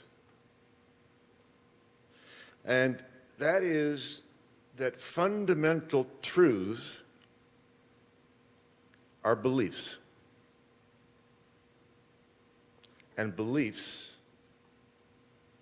are held by individuals. But here's what happens. Human beings tend to be tribal. They like to be in groups. I think because groups give them meaning. And in those groups, they develop fundamental truths, that is, beliefs, about morality, about religion, about spirituality, about values and virtues. And in this group, they believe that they have come to the truth. And all of that is fine. But then the group thinks that it knows the truth. And if it knows the truth, then why shouldn't everybody be required to live according to the truth? In other words, truth and freedom are not the same thing. Truth, because it is a belief, is your business and your business alone. We get into real trouble when we start to get to the idea of truth given state sanction. In other words, to join truth and authority.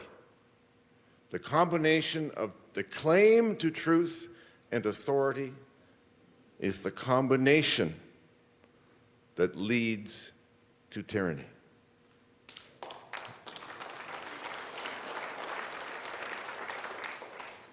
Now, this operates in all different directions because we are subject right now to a regime that is sure that it knows the truth and it is using its power to impose it. But the same can happen in reverse. I recently shared a stage with several other people who claimed to know the truth, and in the context of that claim, made the case that the law ought to be based upon the Ten Commandments because the Ten Commandments are the truth. Now, maybe they are. But here's the point. People disagree. So, let's just take a look at the Ten Commandments for a moment. And let me explain to you why I think that this kind of proposition, and this is just an example, why this kind of proposition, that the law must be based upon the truth, means that you will not be free. Let me put it another way. Before I go to the Ten Commandments, let me put it this way. Here's a question. What is right? What is good? What is true? What is good, right, and true? That is actually asking two different questions, not one. And this is the error that we make. The error goes like this. That question, what is right, defines what the law ought to reflect. No, here are the two questions. Number one, how should you behave? That is a philosophical, moral, religious, spiritual, value-laden question. How should you behave? Question one. Question two. How must you behave? That second question is not primarily moral or religious or spiritual or value-laden. That is a legal question. And the legal question is answered with the force of the state. And the error we make is to conflate them. You take your answer to the first question, how should we behave? You can give all kinds of different answers. But if you take your answer and you insist that that answer be embedded in the law, you are now the tyrant. So let's go to the Ten Commandments. Here are the Ten Commandments, as you probably will know. Number one, no other gods before me. Number two, no idols. Number three, not take the name of the Lord in vain. Number four, keep the Sabbath. Number five, honor thy father and mother. Number six, don't murder. Number seven, shall not commit adultery. Number eight, shall not steal. Number nine, shall not bear false witness. And number 10, shall not covet. Which of those commandments can be, should be embedded in the law? My answer to you would be 2 of them, maybe 2.5. Here are the 2. Thou shalt not murder, and thou shalt not steal. Why? Why those 2? Well, because in an ideal world, the world that I would like to live in, the purpose of the law is to protect your freedom. And what is freedom? When are you free? You are free when you are not subject to the coercion of other people. That is, you are not subject to their force, their violence. You are not made to do things you do not want to do by other people and by the state. So, if you murder somebody or you steal their stuff, you are now infringing on the liberty, the freedom of those other people. That's why those have to be laws, because the whole idea is that everybody is free. The half is, perhaps, don't bear false witness, as in don't go to court and tell a false story. You're now in contempt of court. But the rest of them might be true. They might reflect a truth. But they cannot be the law. Why? Because now some people are imposing their values upon other people. Otherwise, those people are not able to do what they want to do. And those actions have nothing to do with imposing their will on other people.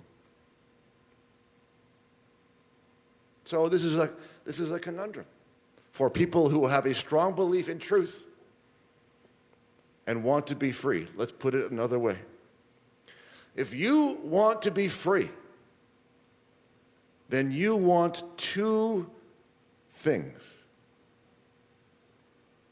The first one is easy. The second one is hard. The first one is this. If you want to be free, you do not want to be told what to do. That's easy. It's easy to want. Here's the second one. If you want to be free, if you want to live in a free society, you do not want to tell other people what to do. And that's much more difficult, because the world is full of people who want to tell their fellows what to do because they know the truth.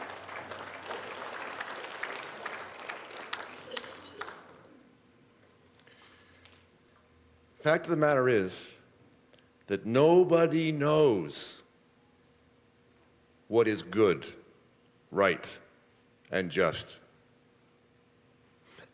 And if they do, maybe they do. But if they do, they cannot prove it.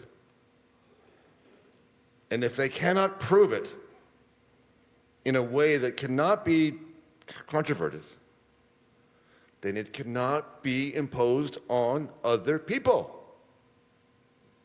Let's put it this way. Can you think of a moral proposition, any one, any moral proposition you can think of, the most extreme thing you can imagine, the one thing that you know in your heart of hearts is the case? Think to yourself, okay, I know that's true. How do I prove it's true? Now, I'm not talking about facts.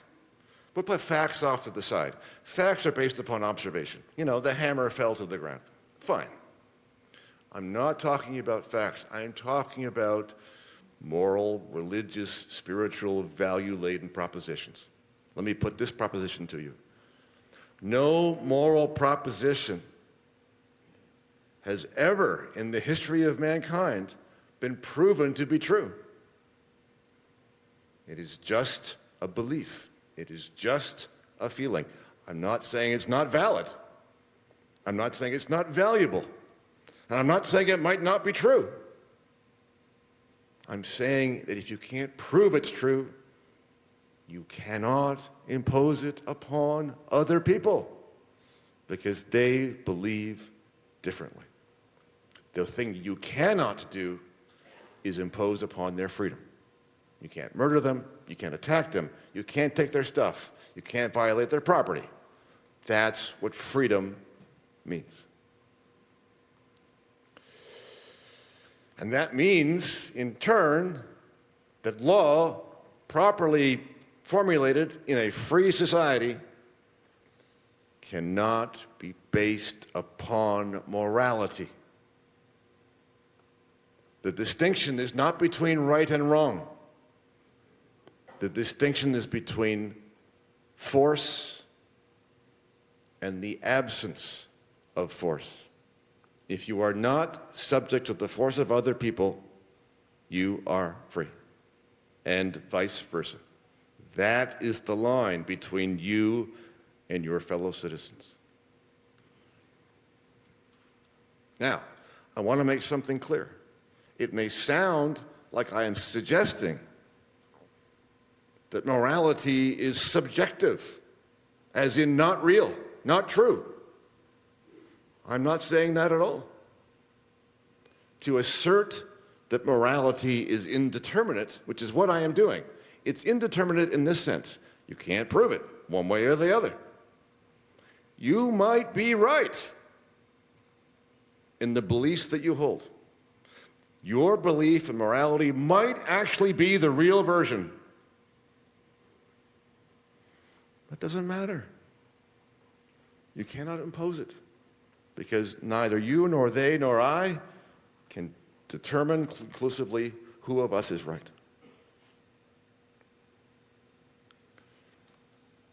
And that means, in turn, that law cannot, in a free society anyway, that law cannot be based upon the common good. Everybody is an individual, and every individual has beliefs. And as long as that individual is left alone to do as they think best, as long as they don't interfere, that means everybody is free and left to their own devices, and there is no common good. Because common good itself is based upon a value of commonality that not everybody shares. So we're talking about a myth. Bottom line, in a free country, free people find their own truth, their own fundamental truth. The search for truth is everything, but truth itself, in a state government sense, is nothing. The quest for truth is quintessential, but that does not mean that we must come to a consensus about the results, because that consensus will always leave some people out who do not, in fact, agree. And if we impose that consensus on them, they are not free. Just remember this. The only mind inside your head is yours. Nobody else really knows what goes on in there. And whatever that is your business and your business alone. Thank you very much.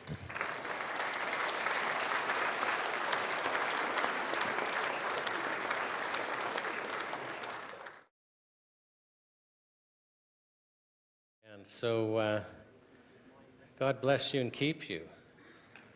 I want to start by asking a question. And that is, isn't the most important thing having sovereignty over your own body?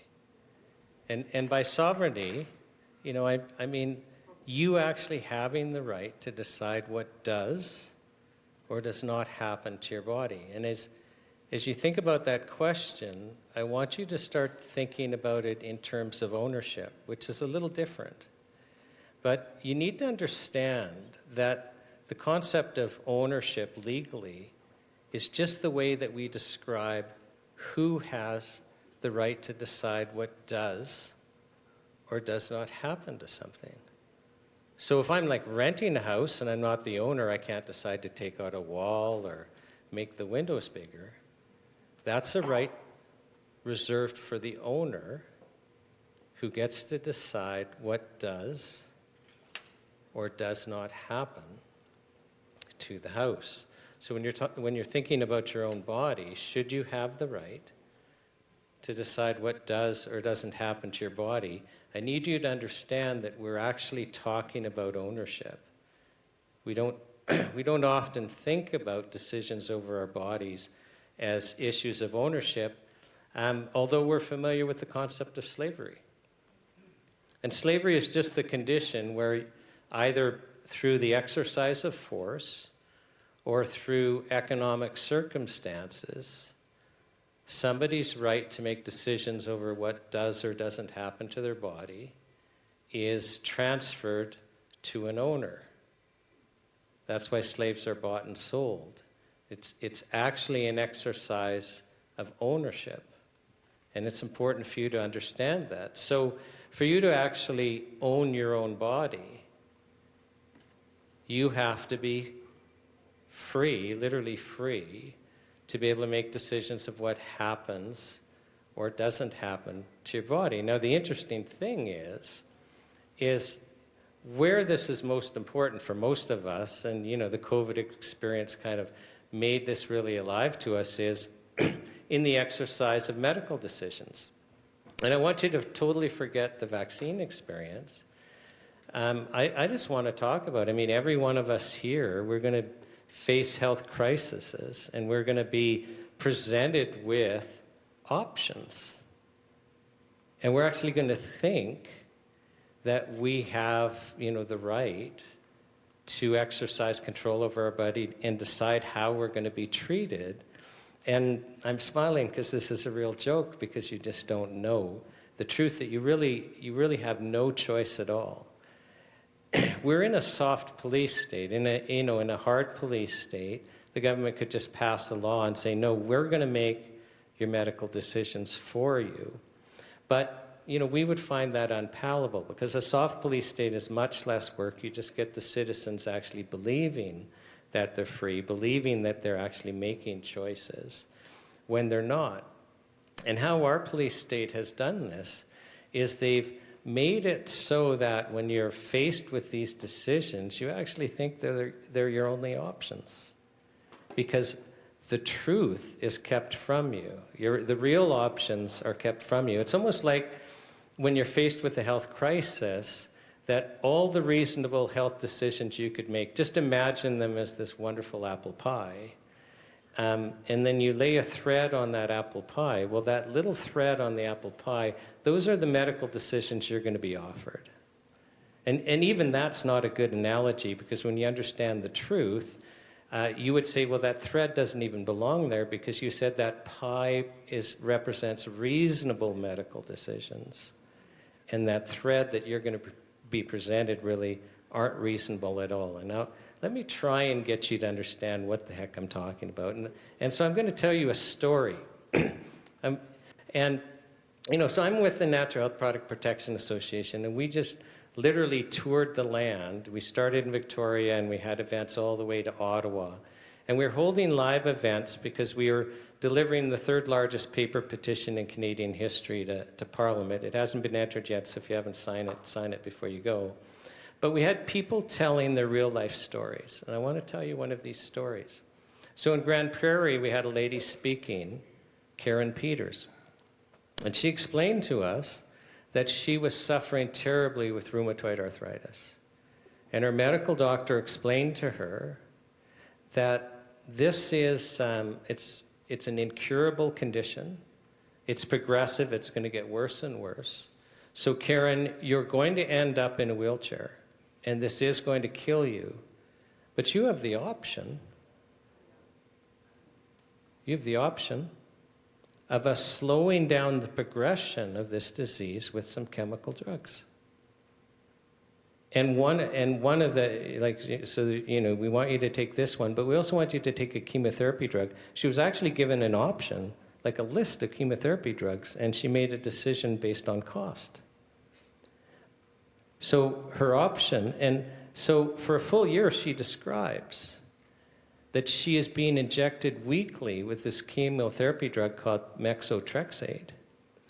And for 3 or 4 days of each week, she was so sick from this drug, she actually was wishing she was dead. So the options given to her were to suffer and die. Those were the options. That was the thread on the pie that she was given. And after about a year of this, because it was just intolerable, a friend finally convinced her to go and see a naturopathic doctor, and she went to see one that had also been a medical doctor. And the naturopathic doctor cured her with natural remedies. So she's no longer on any drugs. She's no longer suffering. She's no longer facing a wheelchair. She's no longer facing death.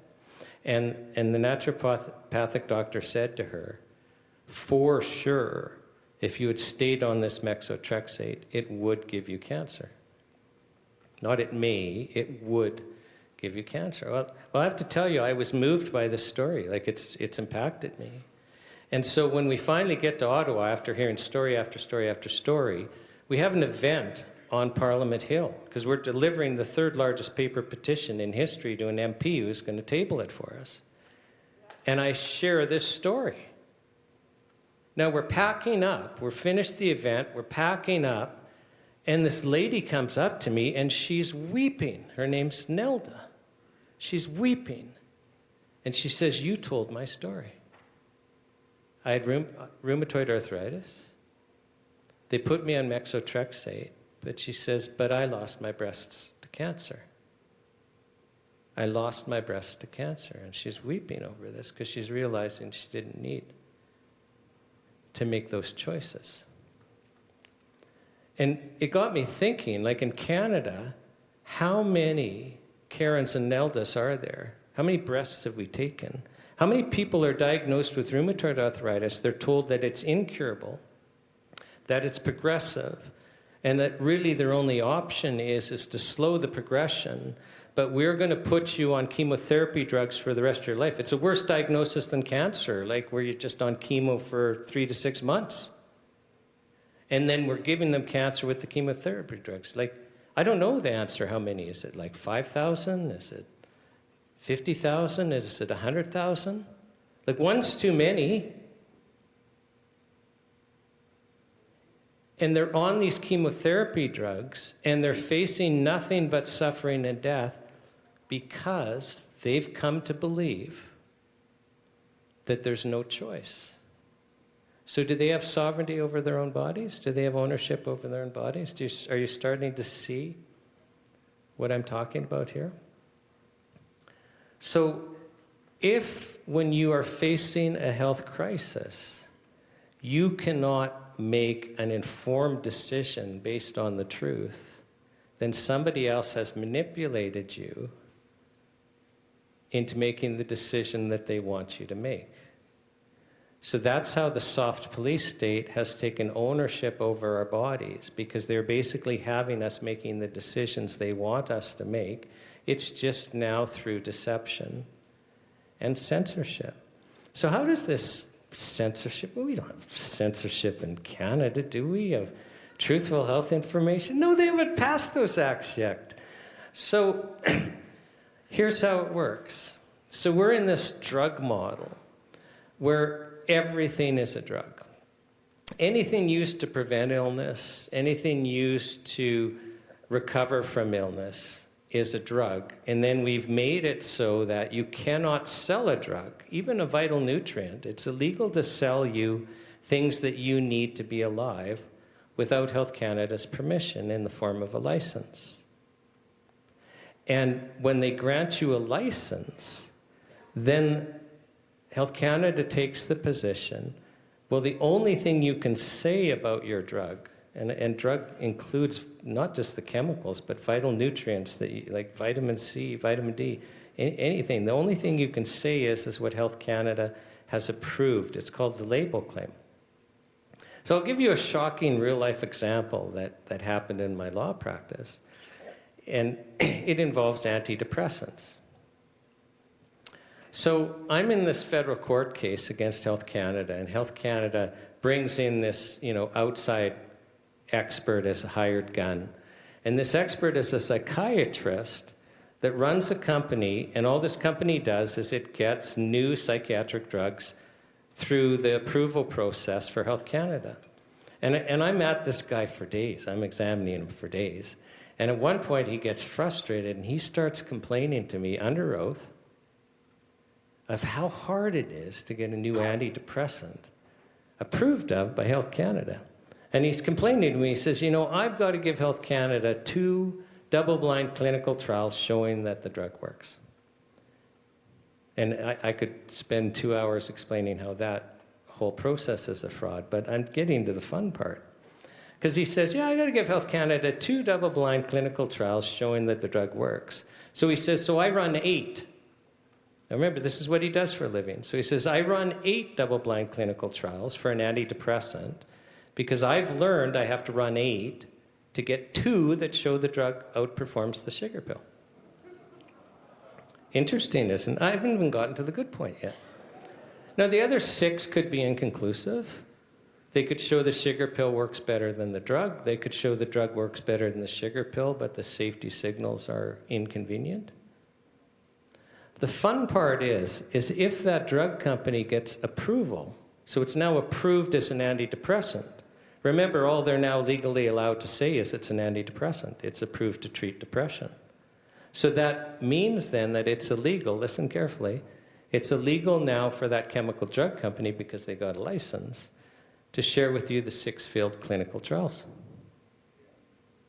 I told you that was the fun part, right? We had on our health show, Professor Alan Castles was one of the speakers, and he explained to us the 3rd leading cause of death in Canada are antidepressant drugs, okay? So the pharmaceutical company that is getting reports, people are calling them saying, my spouse died, my child died, or there's been this serious adverse reaction or that serious adverse reaction, they can't share that with you. It's illegal. All they can say is antidepressant. It's getting interesting, right? Because if you're going to be prescribed an antidepressant, well, you're going to intuitively know, well, there's been at least 2 double-blind clinical trials showing that it works, or it wouldn't be approved. Don't you think you would make a more informed decision if you knew there'd been 8 double-blind clinical trials at least, and that 6 of them failed, and that there'd been a whole bunch of reports of deaths, and a whole bunch of reports of other adverse reactions? Now, this censorship, this absolute total control of truthful health information is necessary, or else our government-funded healthcare system would collapse. Because our government-funded healthcare system and our drug approval process is actually there to market the chemical drugs. And so think about this for a second.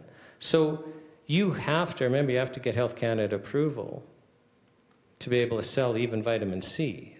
Well, in the lifetime of everyone in this room, every single drug approved for a serious health condition, except for Primarian, except for one, every single drug approved for a serious health condition had a patent, meaning it was a novel chemical that had a patent when it was approved.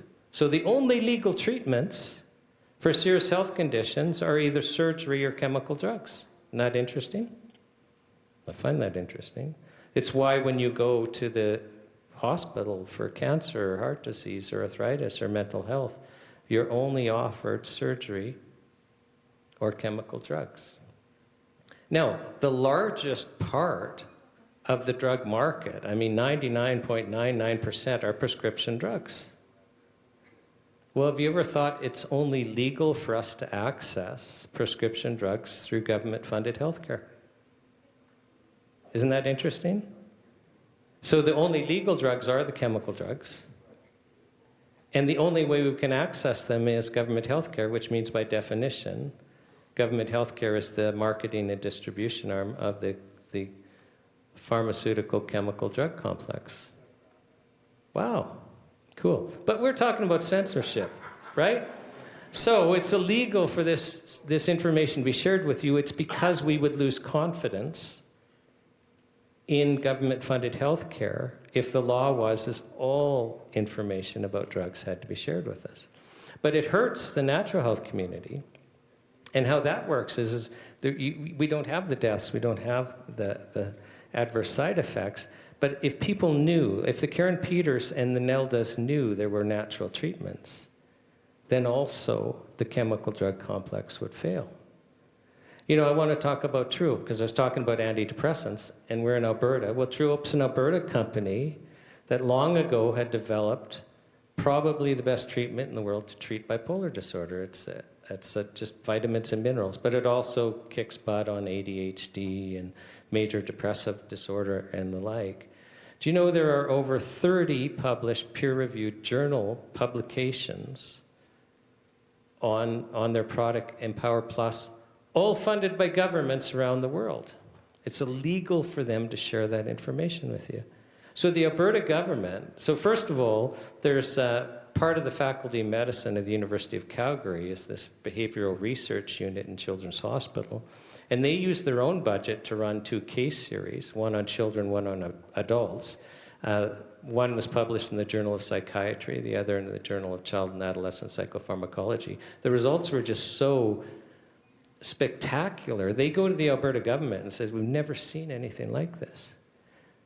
The taxpayer needs to fund a double-blind clinical trial. So the Alberta government uses taxpayers' money to fund a double-blind clinical trial being run out of Children's Hospital in Calgary. It's illegal for them to share with you the results. Isn't that interesting? Isn't that interesting? So we truly are in a world where when you are now faced with a serious health crisis and you're presented with an opinion or a decision, and there's this illusion of choice, there really is no choice, because let's go back to Karen Peters. The naturopathic doctor that cured her, he can't share her story or he will get destroyed, and he knows he'll be destroyed.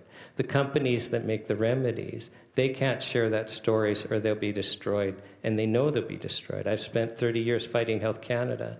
I can only think of one file where the real issue is the company was telling the truth about their product. They get shut down, they get hammered, they get punished. And the whole industry knows that. And the Health Canada just increased the fines from $5,000 to $5 million a day. And so the censorship's increasing. True Hope actually had those studies published on their website until that was snuck into the 2023 budget, and they removed it. And health stores are starting to self-censor and the whole thing. So it's getting worse. So the point I wanted to make is you need to understand that you don't have ownership over your body. It has been stolen from you by Health Canada, by the government healthcare system, which has placed you in a position when you have to make a health decision that you actually can't make a reasonable decision. You're being funneled into this chemical, pharmaceutical, industry, this index. You don't have the right to make a choice. Now, I just want to close on a different note. And it's funny, I was outside talking to Leighton Grain, another fellow, and it just, you got to talk about this. So I'm going to talk about it. So, and it's just, is there some fatigue over the madness? Because we went through COVID, and, we have event like this after event like this, and, we're still facing this nonsense and more bills on censorship and this and that, and, the deficit getting out of control. So I was just told to remind you guys of something. So, and I'm going to remind you of 2 things. First of all, if you're not aware, the average person now is starting to wake up. Like there's that that closedness that was there before is gone. Like, people are now there. You can't give them a fire hose. You got to give them a glass of water and leave them with a question. But that's gone. And the other thing is and this is what I'm supposed to remind you of, is the reality is you're not here by accident. You know, Psalm 139 tells us that before even the world was in existence, let alone you, God wrote a plan. He actually wrote a book about you. It's called Your Destiny. So he actually wrote what life you're supposed to live. And when he did that, he placed you here, having the experiences we're having, with all the madness that we're having. So it actually means, rather than you being afraid, rather than you being overwhelmed, rather than you going, what the heck is this ever going to change? What can I do? Understand, no, actually, you're the guy, you're the girl that God designed specifically for you to walk at this time having these experiences so that we can get out of this madness, right? So it was meant to empower you.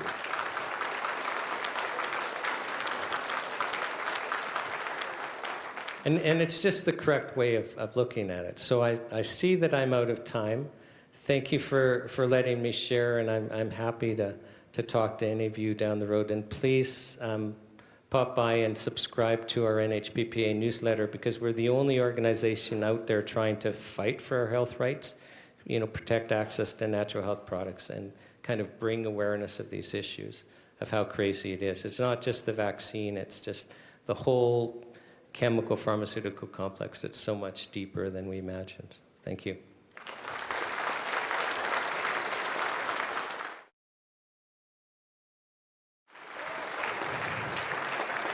So you've heard a wide range of perspectives, from the legal, economic, biological, constitutional. This is where the rubber gets to hit the road, guys. It's like we're going to sort of have a conversation, and not everybody is probably going to agree. At this point, there she is. They're coming. All right. We're going to start. There was a question that was asked of Dr. Mintz. And Dr. we're going to start with you. I was staying at the very end thinking that, you know, I'll be too far for you to ask me a question. Somebody wanted to bring up the point about private and then public partnerships, and how that's a very fascist concept, and how that's not really very well known or advertised or acknowledged even in presentations. But can you walk us through some of what you've seen as far as harms? Because you and I have talked about this, and there's not usually too many success stories from the whole private, and then we've talked about crowding out and a number of different things. So maybe you can walk the audience through private-public partnerships and cooperation. Okay, well, first of all, I'll just tell you a little story. My PhD thesis was on public-private mixed enterprises. These are companies that are jointly owned by government and by the private sector. That's a little different than a public-private partnership. A public-private partnership is one in which the government might be, let's say, looking for a private partner to do something with the support of with the support or the involvement of the government, but it's not a joint ownership of a corporation. It's not the same as a public-private mixed enterprise. But let me say that regardless of the two different types, and this was one of the major points of my thesis, actually going back many years ago, is that the government has its own priorities, which could be they want to do commercially well, but they also have other things that they want to achieve, other political objectives. And of course, a public-private partnership or a mixed enterprise isn't a very stable coalition, because at some point the private producers may find that they're getting constrained by the government, and the government itself may find that the private producers are not doing what they want. Now, of course, there's other things that could be involved with public-private partnerships, and that is that the government ends up giving favorable treatment to the private corporation And in fact, private corporation may be able to make more money than normal because of the protections that they get.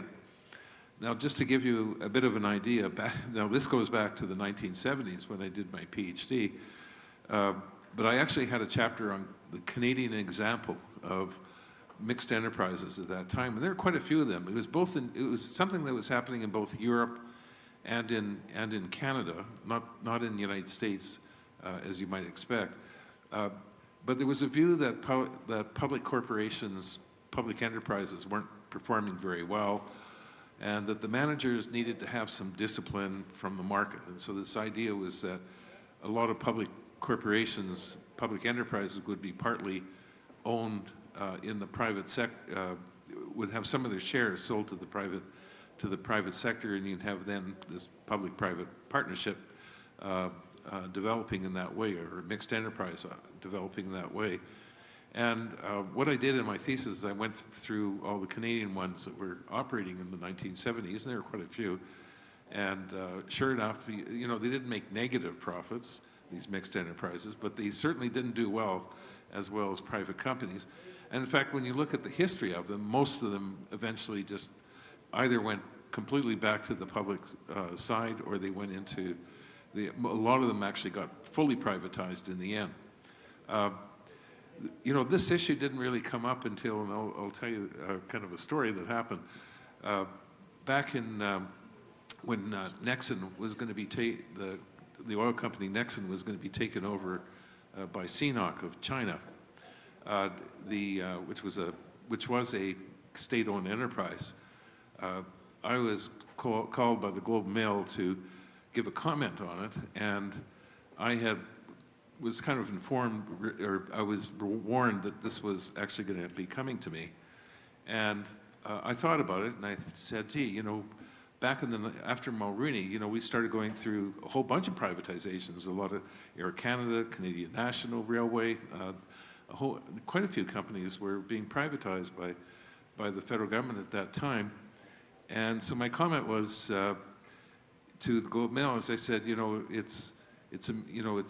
here we've done all this effort to improve the efficiency of companies by privatizations, but now we're going to start allowing state-owned enterprises coming from China to start buying up Canadian companies. And it was very interesting that when I met the head of CNOOC in Calgary, and he was kind of appalled by my comments, but he said, well, look, we are like any commercial company. We sell our shares in Hong Kong. So they were a mixed enterprise in that way. Yeah. And we are commercial. Our goal is just, you know, for private, you know, to be just like any other private company, which was not true. Yeah. Anyway, I'll leave it at that. Yeah, we could go on for a while. We are going to try and ask our speakers to keep it to just maybe a minute or minute and a half for our answers. Sorry about that. That's okay. That's okay. He is an economic professor. The first one's always to get us warmed up, right? The next question, because Jason has the microphone, and I will never see a cat in a tree the same way again. My dad was a firefighter. I'm like, I had no idea he put the cat there. What responsibility do you see as an independent journalist when institutions no longer self-correct, and where do you draw the line between inquiry and advocacy? Well, two parts of that one, time efficiency and holding them accountable. So this is one of the things we did when the CBC released a documentary on the Coutts situation, the Coutts men. It was the Fifth Estate. They actually recorded that in late 2023, or 2022 even, waited for the trial to be over and then spit it out. They didn't actually follow the evidence. They didn't actually bring the truth forward. So what I had to do was Betty Carbert, Alex Van Herk, Marco Van Hugenbos, and many of the other people who were there. I brought them on a screen, and we talked for 2 straight days about this, 4 hours total, correcting all the misinformation. So one of the ways we had to deal with that is fact-check them. And the very first thing I said when I started that episode is, if I'm wrong, they can sue me for defamation, because they lied. No lawsuit. Wow. John, we'll start with you next because you and I have had conversations, and this has come up a number of times in here today, and there's a couple other lawyers, I think, who can really chime in on this. Licensing and registration. I think this is being used as a means of control, right, to keep everybody in line. And we're seeing it in pretty much every area, whether it be medical, whether it be legal, whether it be education. Let's comment on, licensing and registration. And are there alternatives to ensuring the public safety, because this is what it always boils down to, that's the argument, and ensuring that so that we have public safety, but lawyers, doctors are free to speak, are free to experiment, are free to come to the search of truth? Well, there are, I guess, two topics I'll speak to very briefly. I think Alberta's Bill 13 was a good step forward. The Regulated Professions Neutrality Act, it's imperfect. It could be tweaked here and there, but in my view, and Alberta is the first province to do this. And so basically telling the Law Society, the College of Physicians and Surgeons, the Association of Professional Engineers, and something like, 100 and something other bodies. It's amazing how many professions are regulated, that the regulatory body should focus on ethics and competence. If it exists at all. I mean, if it was up to me, I'd scrap them all, or I'd make it a voluntary membership. If you want to be a member of the Law Society, that's fine. If another lawyer says, no, I'm not a member, and then the client can just decide, and if it's really important for them to go to a lawyer who is a member of the Law Society, well, they can do that. But anyway, I digress. As long as these things are, as long as these bodies are in place, they need to be reined in, so that, for example, the college would go after a doctor for having sex with his patients, okay? Or the Law Society would discipline a lawyer for lying in court. So it's got to be limited to competence and ethics. What's happened is we've had this perversion into woke, EDI, and they're very insidious. They put it into the professional standards. So you have to take these courses to keep your membership current. And part of these courses is that, well, to be a good lawyer, you have to understand what we want to indoctrinate you with. So, good progress in Alberta with this legislation that has passed, and it's going to be proclaimed into force shortly. Now, the other one, regulations more broadly, that's a whole big topic, but we need a whole lot less regulation, but No I don't know how to argument achieve that. there. Sean, would you like to talk a little bit about licensing? Because the medical industry is, as we saw during COVID, highly restrained from being able to speak the truth. And what you've just said, it started a long time before that. Well, yeah, and I mean, in BC, it's gotten quite scary. And I've been a member of the Law Society of British Columbia since 1995, and I'm still a member. And they are actually trying to get rid of, they've already passed the legislation and they're in the middle of a transition away from a law society that is separate from government. So I've actually joined another law society because if that happens, I don't want to be subject to a government regulatory body. But I kind of, following up on John said, it really is a question in my mind whether or not there should be a monopoly on a lot of things like lawyers. Like, sure, we have to go to law school and all of that, but why can't somebody hire somebody who didn't? Because often it's the roofer that just learned themselves that their roof doesn't leak, but, the guy with the qualifications does. And as long as they're, people know what they're buying, buyer beware, I think that we've fallen into this trap. And now governments are using the fact that we've got all these regulatory bodies to now put thought control in us. So, and I'm kind of reminded of Noam Chomsky that the 80%, they can just be entertained. It's the professional class that you have to indoctrinate and control, and then you control society. So I think we need to rethink these monopolies. Bruce is chomping at the bit. Okay, Bruce. I totally agree. Professions are cartels. The justification is public interest, but the effect is to create a monopoly that restricts competition. An appeal to standards is an appeal to authority, and the authority is exercised by the state. You should get rid of them. So Mia, because this one ties a little bit into a lot of this too, medical caution. There used to be a core ethic, first do no harm, right? And you've kind of blown that out of the water today. Such an amazing impact from such a small little package. Don't you agree? But frame, you know, who is going to ultimately be held accountable at the end of the day for the decisions that are being made right now? Who's going to be held accountable for this medical crime? Oh, goodness. I mean, if you look at the medical scandals of the past, largely they are swept under the rug and nobody is held accountable. Occasionally, like the recovered memory movement that I talked about earlier, that collapsed in an avalanche of lawsuits, so that's one possibility. There was a scandal in pediatric endocrinology where they injected short boys with human growth hormone, not knowing that it was contaminated with Creutzfeldt-Jakob disease, which is a prion that wastes the brain.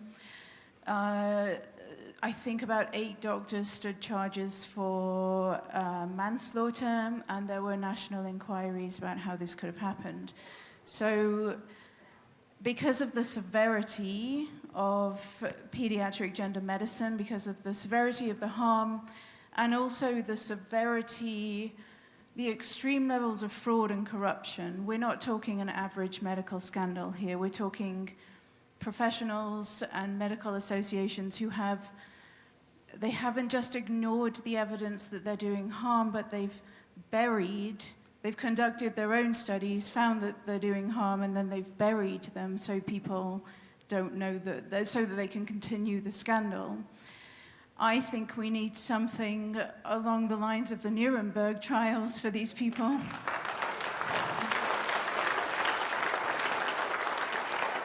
There's a positive thought. We can hope. Oh, we can hope. Leighton, again, so I already have enough nightmares. Now I have to add spiders to that list. Tarantulas, really? 8 eyes on you everywhere. I think spiders are a good analogy for government, like the surveillance system.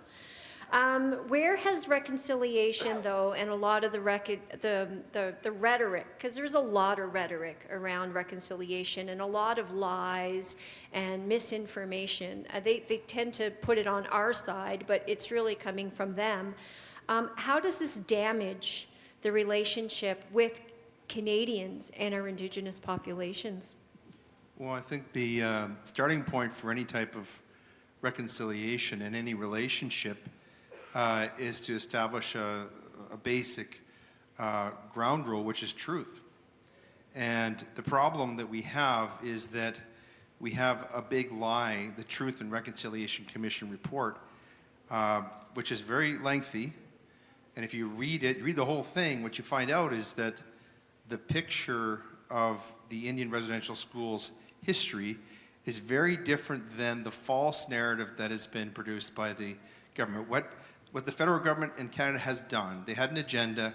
They wanted to import critical race theory from the United States, what was used in the United States, to explain the black victimization, slavery, into Canada. And they seized upon the Indian residential school experience as a way to do that. And so the starting point is we have to step away from that narrative which paints Indians as victims and white people as colonists and perpetrators, and start from a ground level of truth.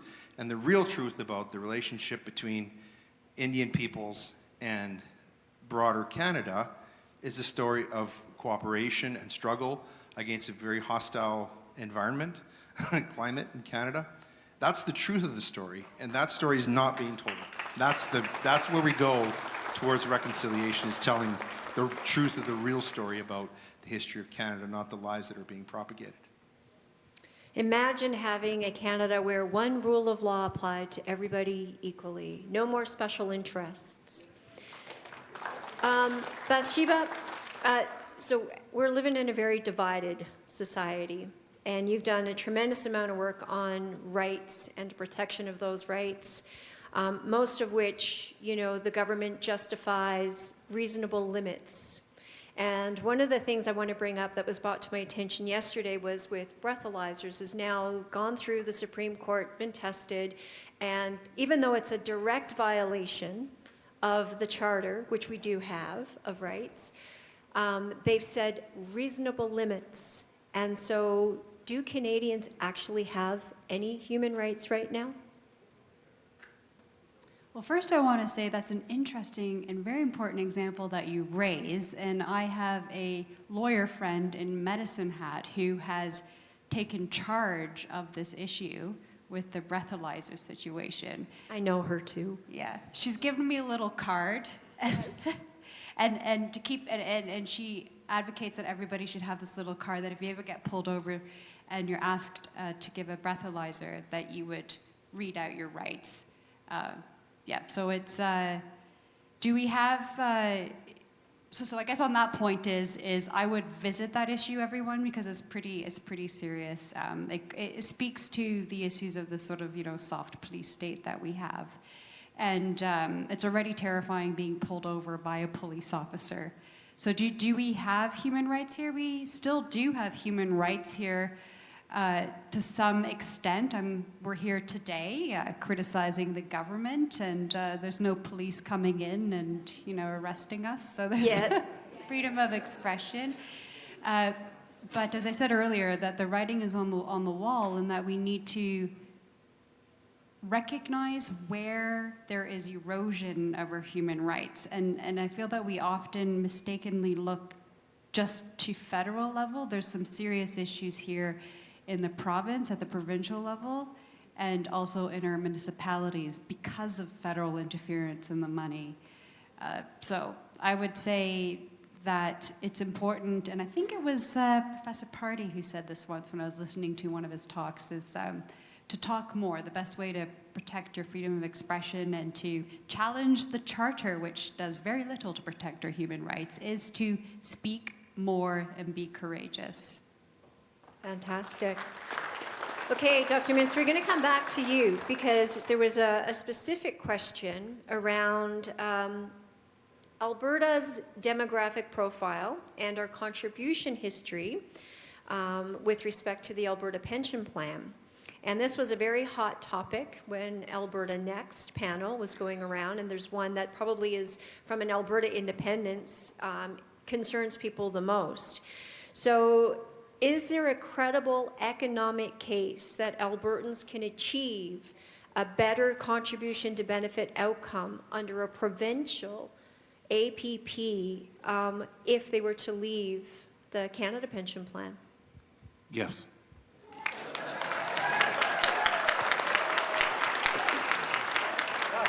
Can you just say it one more time? Yes. So for all those seniors out there, did you all hear that? Can we all tell that to our friends and family, please? That's wonderful. One more question for you. The Bank of Canada is actually... I was keeping within my minute. Yeah. You did so well. We have another one now.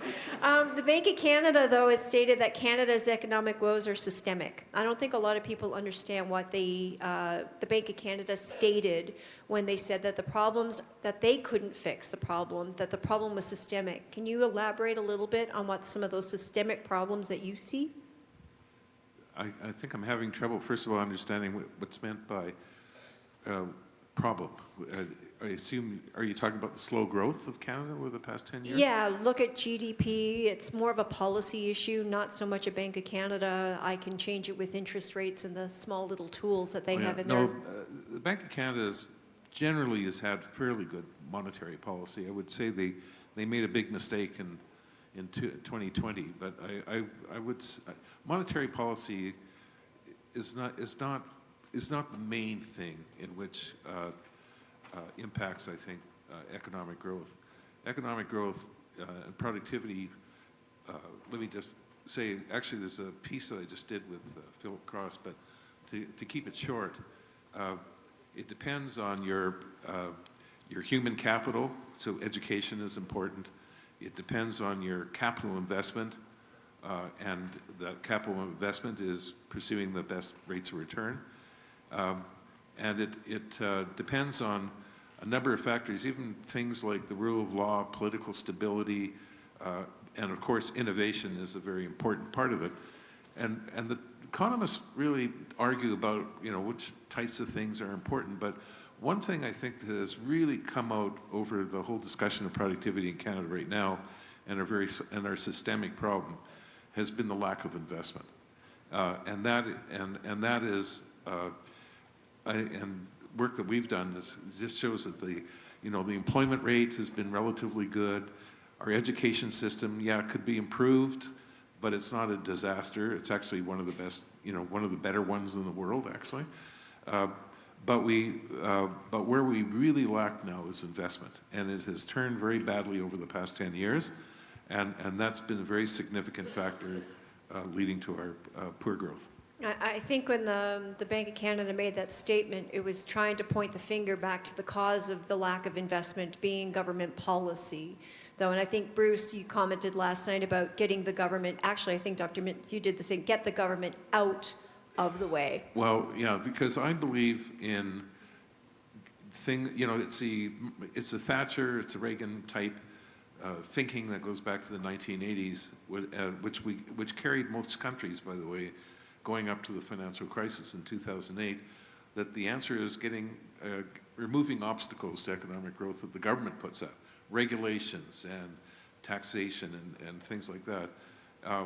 And that's my preference over what we're doing now, which in my view, we're just continuing the same problem. We're having the government trying to lead growth by picking certain industries that they're going to subsidize or relax regulation or firms, but not others. And my view is kind of government shouldn't be picking the winners and losers. Let the private market figure it all out. And more important is don't let the losers keep picking the government and getting all the support. And so Thank you. And which is a very, which is more consistent, I think, with what's happened over the years and been consistent with really the progress that certain countries have made. Wonderful. So, Beth, Shiba, back to you again on some more rights. From your experience and the research that you've done, what are some of the early warning signs that show when a society starts drifting away from its rules-based order? Well, what happened in 2022, and that was a very strong move by the state, what they did. I mean, when people are arrested for their freedom of expression, and here what we actually have seen, and it's a really big problem in Canada, is we've actually have the criminalization of peaceful protest. And I'm looking forward to the decision of the Federal Court of Appeal. It won't fully address that issue, though, that's going to be an outstanding problem in this country. And there's lots of academic papers written about this, is that when the state uses its full force and criminalizes, we have the court that are criminalizing peaceful protesters, that's a really, really big flag that we have problems in this country. That's why I say that that freedom of expression, to speak more, to speak up courageously, is really important, because it's putting that to test. And I know that there's a lot of people that are still afraid of having their bank accounts frozen. There's people that have been debanked. There are going to be consequences, but it's going to be a lot worse if we do not act now. I feel like now we have an opportunity, a safe space still to exercise our human rights. And I just want to state, because it's something that I wanted to address, but I know we want to say so much.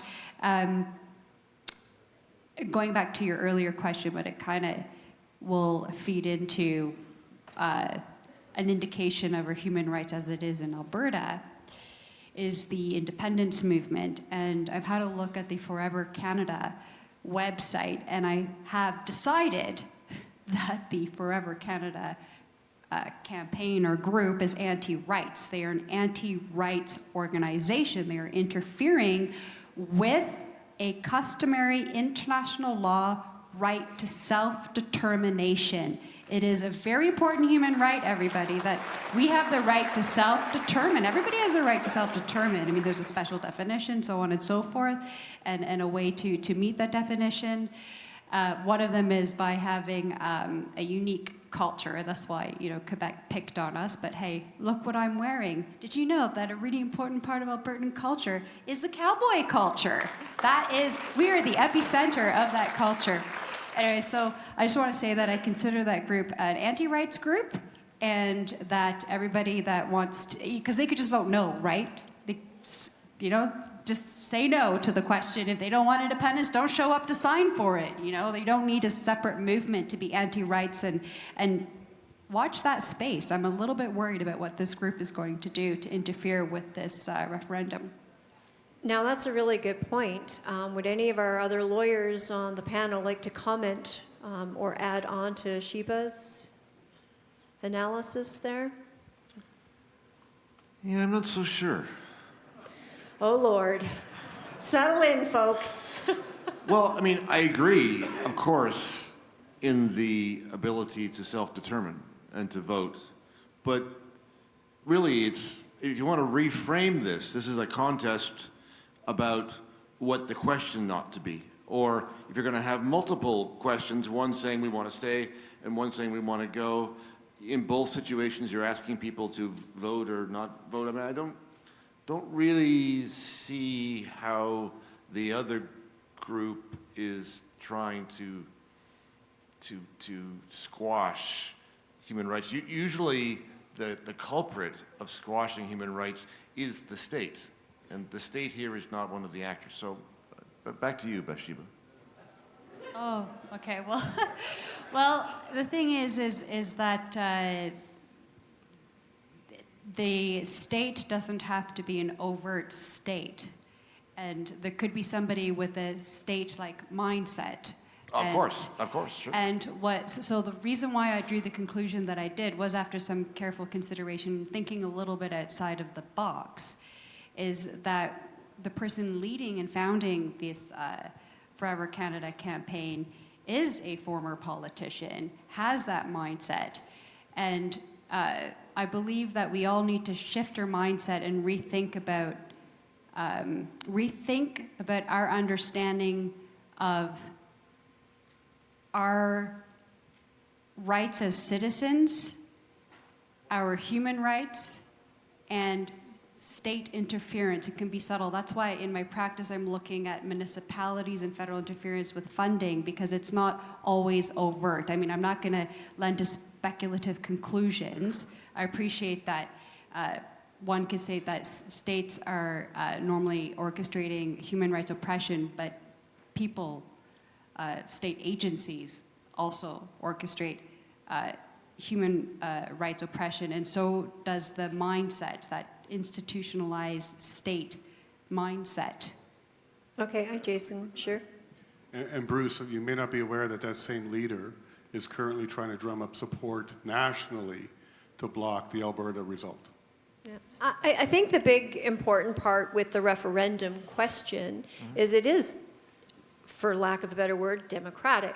You have the right to say yes, you have the right to say no, as you pointed out. So, Leighton, you wanted to chime in? Yeah, it's just a bit of history. There's a piece of land out there in the Atlantic that we now call Newfoundland. It was called Newfoundland back then. They were very cozy with the Americans during the World War II because this was a launching point for naval and air force ships. It was the closest to the U.S. And around the end of the Second World War, the guys in Ottawa were very worried that Newfoundland was going to join the United States. And so it turns out Newfoundland just had a referendum. It was very close. they decided to join Canada. And the guys in Ottawa basically signed a deal with Newfoundland. And I asked around, and I don't know anybody in Alberta that got a vote in that. So it seems to me, if that's part of our history of Canada, not so distant history, why should the rest of Canada have a say in whether or not Alberta stays? And I mean, as a lawyer, it seems to me there's precedent's been set. What Leighton said aligns also with the Supreme Court of Canada ruling in 1998, the Quebec secession reference. If the majority of the voters of a province vote to leave, and if it's a clear question, then the federal government and the rest of the provinces really have no choice but to negotiate the details of what is going to happen. Sean? Well, I view this as just really politically conflating the issue. Because the reality is if, a clear majority of Albertans vote to leave Canada, that any way you slice that, that's viewed as a mandate in Alberta to leave Canada. And if it, Czechoslovakia, Yugoslavia, any other ethnic or political group making such a vote, the rest of the world says, no, you have the right. So I think this is really just politics. So it's just kind of conflating, and it's theater, and it's distracting. And, the goal from, those that oppose Alberta separation will be to conflate, will be to fearmonger, will be to, kind of point the other direction. So I just view this as political maneuvering that really has no weight, because the reality is, again, if there was a clear mandate within Alberta, this province is going to view that as a mandate to leave, and that is a problem for the rest of Canada, regardless how they want to frame it. Absolutely. We've talked, seeing we're on the topic of Alberta independence, Indigenous comes up quite a bit, Leighton. And seeing you get that title, share with us your views on treaties and, this concept that somehow that the Indigenous population have the right to veto other people's right to vote. Well, for those who weren't here, and I was talking earlier, the numbers don't support this. It's a fraction of 1% of people living on reserve. So if this were all the richest people in Alberta saying this, we would all be up in arms, right? That's one thing. Secondly, the treaties are not part of the body of constitutional law. The judiciary, and Bruce can talk better than I can about this, but the judiciary has really pumped up the relevance of the treaties. It used to be that, they were somewhere between a contract between two voluntary parties and an international treaty. But what's happened now with decisions like this Cowichan decision in BC, which is basically wiping out individual property rights, I think what we have to be concerned about is really certain Indigenous leaders who have been corrupted. They're operating essentially as NGOs. They're being paid to send a certain message, and they don't. This is the biggest key. They don't accurately represent what everyday Indigenous people, Indian people in Alberta want, okay? They're just like you and me, okay? And that's important to remember. And I'll just say one final thing. No First Nation, if you want to call it that, or Indian Reserve, as we used to call them in Canada, has as good a deal anywhere in Canada as the Métis have right here in Alberta. If Indian people want to see a useful partnership between a government and an Indigenous group, what's happened in Alberta with our Métis people should be the model for the rest of the country. So I do say to them, you'll get a lot better deal in Alberta than you'll get from Canada. On that note, and I'm going to stir the pot a little bit here, should they have any better deal than anybody else? Anybody on the panel want to comment on that? You mean other than saying no?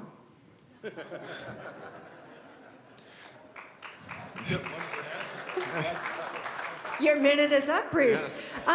So, Mia, back to you.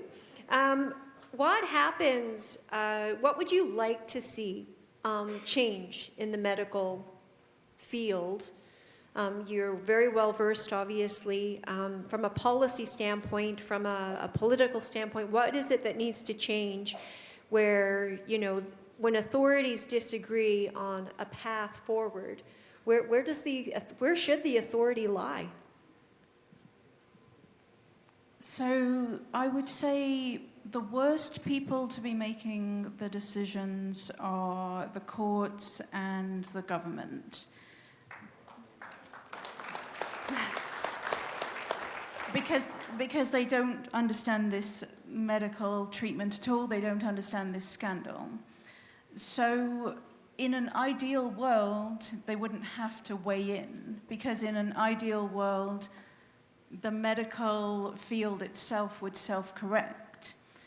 And that's what's happened in Europe. So in Sweden, Finland, Denmark, Norway, the UK, Belgium, too many to list, they have the National Health Authority, whatever it may be. They've either investigated, realized that this is a terrible medical scandal, and they've reversed course, or they've looked at what Sweden and Finland, the UK did, and they've just followed them.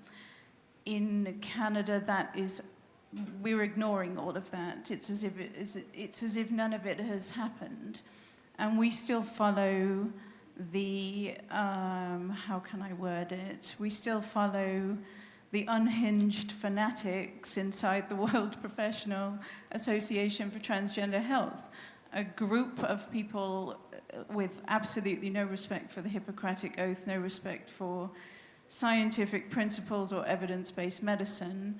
So as much as I hate to say it, governments have to step in when the medical world can't self-correct, and that is the case in Canada.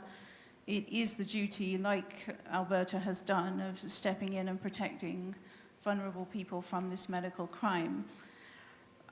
Ideally, that happens province by province. Even, I don't know if Health Canada, or maybe somebody on this panel can tell me if Health Canada or what national, if there is a federal body that can, like in England, they did the Cass report, so the NHS investigated for 4 years. Does anyone on the panel know if there's a body that can do that in Canada? No, but I can stir the pot in other ways. Okay. Okay. So I agree with everything that you said up there, but I want to just introduce an element of uncertainty. Let's put it this way. If there is, let's put the gender thing aside for a moment, because we all have a conviction about that this is wrong. But if we think about some other kind of potential treatment, let's say you have a Jehovah's Witness child that's injured in an automobile accident and needs a blood transfusion to live. And the child, who is conscious, says, no, I don't want one. And the father says no, and the mother says no. Are we saying that the government should say, no, it's in the child's best interest that you give the blood transfusion, and you must do so? That is not correct. That means that you are giving the government the power to dictate to the parents and the child, who all want the same thing, what's going to happen to the child's body. That's not okay. So if you take a not yet a transgender child, a child of, I don't know, let's say 15, and they come to the hospital with the mother and the father, and together the three of them say, we want to do this. Are we saying that the state should now exercise the judgment on behalf of the parents and the child to say, we're not going to let you do that? I'm uncomfortable with it myself, but it does challenge our views that we would express in other situations, that the decision makers for the child are the parents and the child, first and foremost. Awesome. So Leighton wants to chime in here. So, and yeah? Okay. Let me give you a hypothetical. Let's say a child says, I want my leg chopped off. And the parents say, yes, my child should be an amputee because they have an innate amputee identity and it's their true self. Should the parents be able to make that decision? Okay. Well, yeah, but I would be appalled at that result. But my question back to you is, if not, then what is the principle upon which we distinguish that situation from the situation where, for example, the parent and the child don't want to get vaccinated, and the state says, well, that's not a good idea? Well, what's the principle involved? This freedom stuff's very tricky, huh?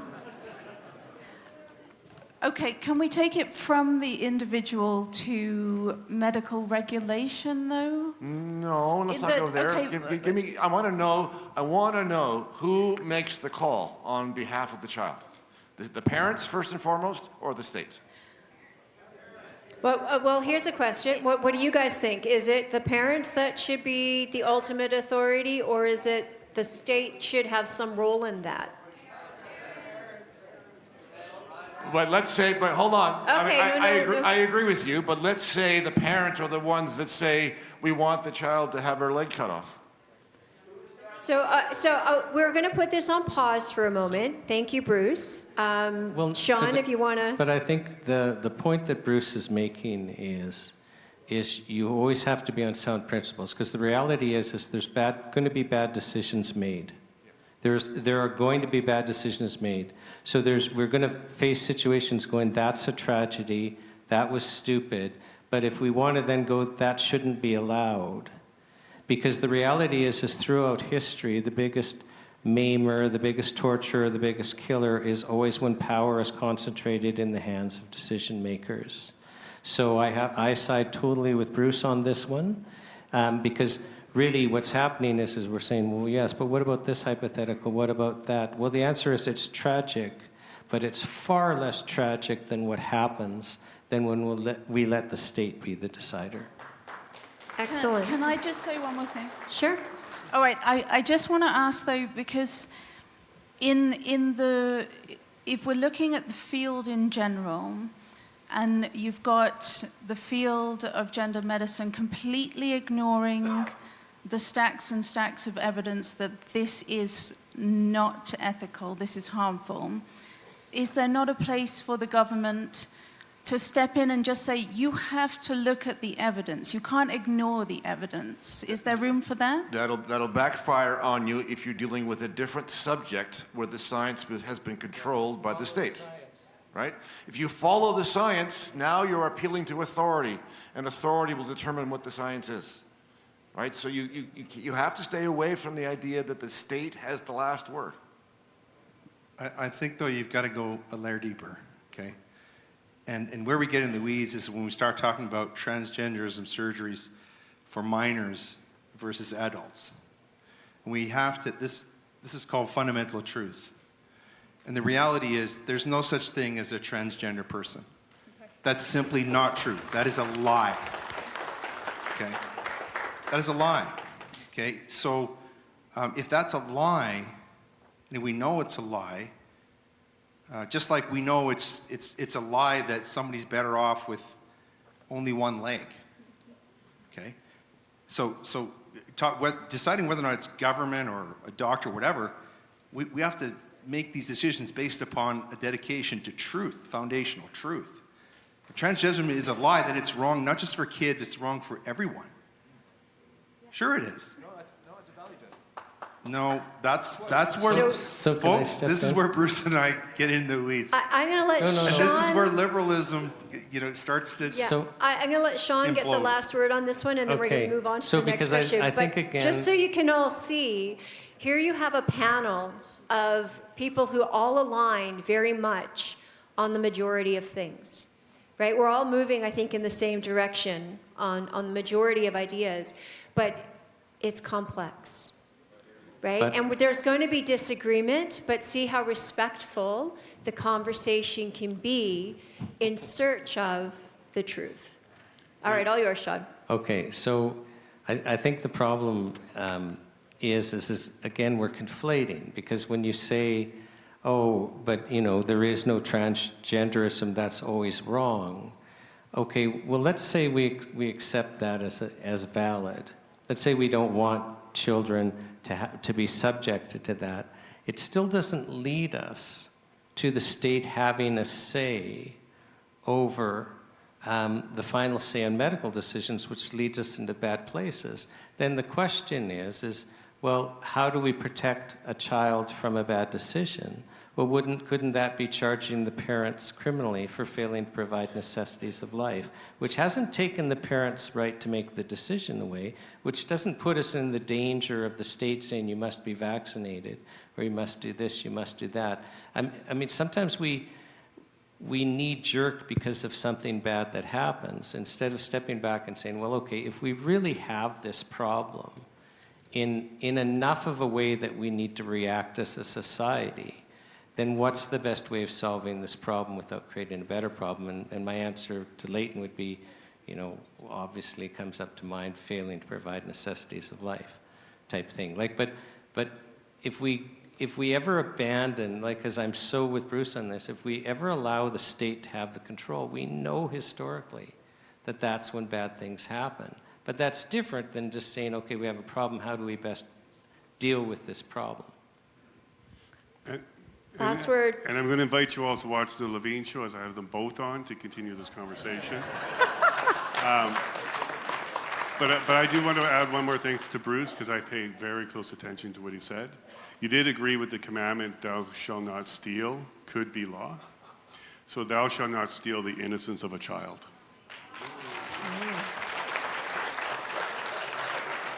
We're not going there, folks. We're leaving it right there. We have gone a little over our time, but I want everybody we've seen where there's some disagreement, but I want everybody to just give a quick little 15-second, we'll start up here with Mia, the highlight for her for today. Honestly, what just happened, I love having disagreements that are respectful. It's so rare. Like, normally when I'm on panels, everyone agrees. We just had a disagreement. Nobody walked off stage. I'll kick him for you later. Well, yeah, I'm saving my anger for the bar later, but that was wonderful to me. I love that. Civil disagreement.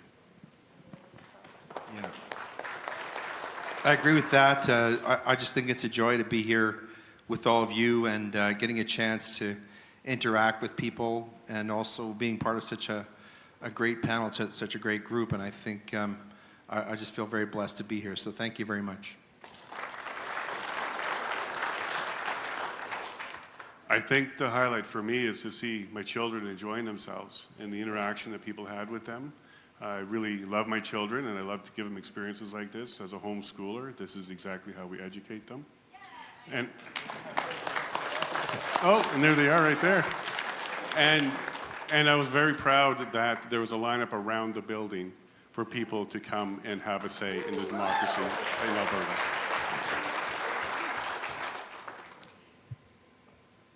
What I take away from this is that diversity is about diversity of opinion.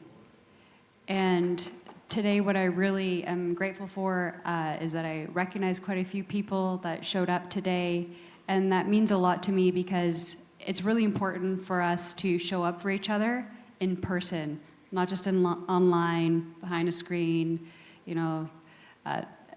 writing X posts. It's really important to be here in person, so thank you for taking the time today. It really means a lot. This is where we have community.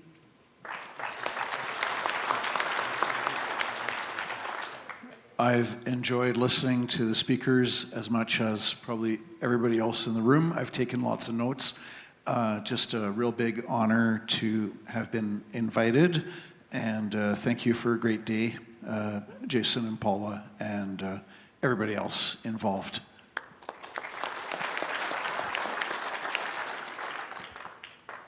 So wars happen in phases, in waves, and usually and we're in an information war. And, usually the one side is caught off guard, and is totally rolled over. Like my favorite is the Korean War. I mean, literally, they looked behind them and said, oh yeah, that is the ocean at our backs, before they held the line and started pushing back. And, so the first wave of resistance were, those voices that were privileged this morning in the opening. People standing up and saying, wait a second, I disagree, and wait a second, this, and wait a second, but, we've all kind of been exhausted, but that exhaustion's ending and that fear is ending. And now it's the second wave. So, this group will carry on, but other people are now going to rise up, and the narrative's going to start changing, and we're going to start having discussion. And I felt that today, that there's 2026 is a new year. And now, there's more optimism, despite of what's going on. And remember I said you're designed here to be here at this moment, in these experiences. And I'm just feeling very optimistic by the atmosphere today. For me, it's a real pleasure to be able to share a stage with these people. I respect all of them tremendously. But I also want to say I really liked the spider.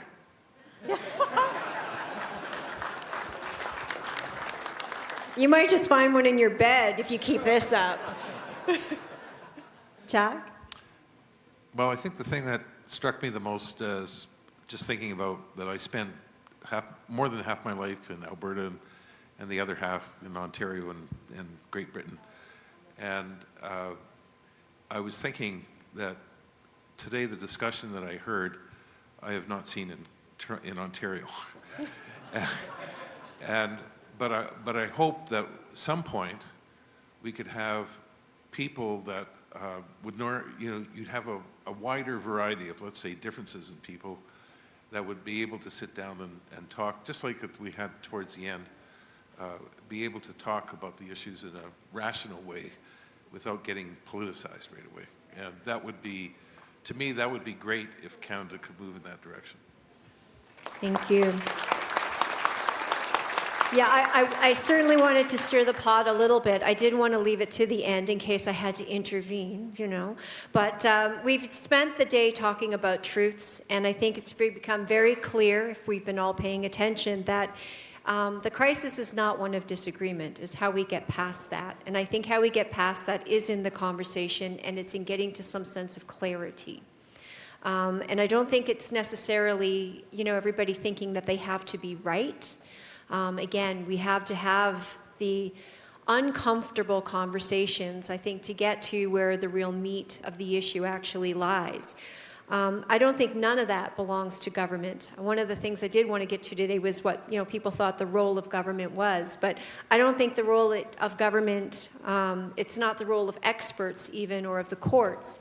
It belongs to you, the parent, you, the citizen, us as a community to decide. So I want you to give this amazing round of speakers an incredible round of applause, please.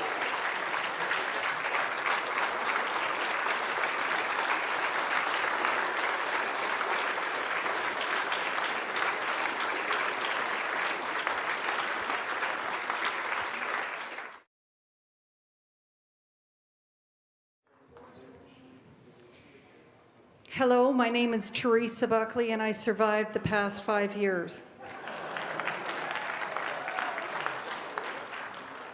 I spend most of my waking day trying to figure out creative ways to wake people up. My husband and I volunteered with the National Citizens Inquiry for about 3 years full-time. And during that time, we traveled across Canada, and we listened, and we learned, and thanks to the commissioners, we received the recommendations. After we were done, the first set of hearings and consecutive hearings after that, we would be constantly confronted by people asking, well, that's nice, but what good has it done? What good did it do? And they were right. It was hard to accept. I mean, I knew in my heart what it was that I heard and what it is that I saw. You know, you can see the vaccine injury through the pores. You can see the change in the color of their eye.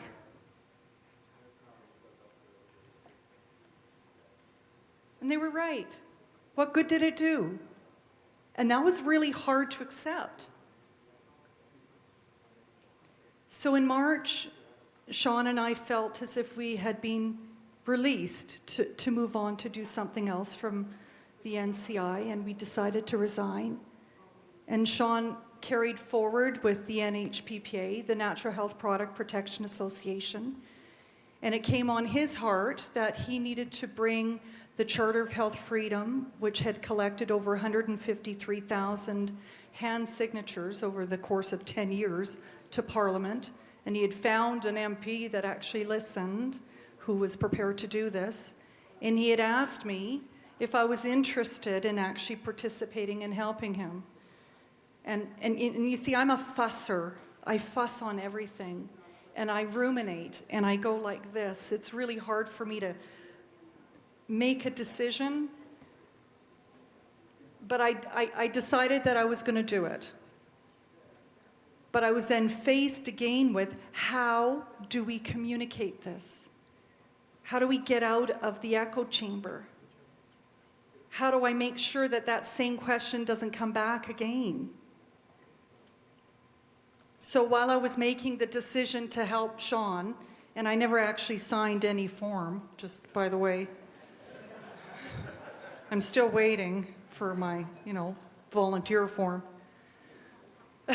So when I woke up in the middle of the night, and a really good friend upstairs woke me up. And he said, stop fussing. It's not that complicated to get the message out. You just complicate it. He said, you just need to tell people to tell people. It's grade 10 math in exponential growth. But you have to instruct someone to tell someone else. You see, it's no longer allowed for us to stay in our little safe circles, myself included, because I volunteered for 3 years behind the scenes because I was too scared to come forward. Even though I would hear these stories from these ladies that were so brave and hurting so much, and they came forward, I didn't have the guts.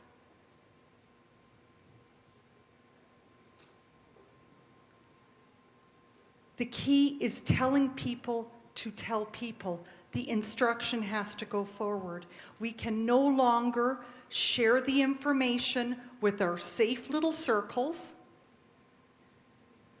Take the little information at the booth, read it, share it with our safe people who will not criticize us, and then take that paper, throw it in the recycle bin, and say, now I'm smarter. He told me those days are done. It's over. When we traveled across Canada, I can tell you, city to city to city, meeting to meeting to meeting, Canadians are suffering. Albertans are suffering. and they're waking up.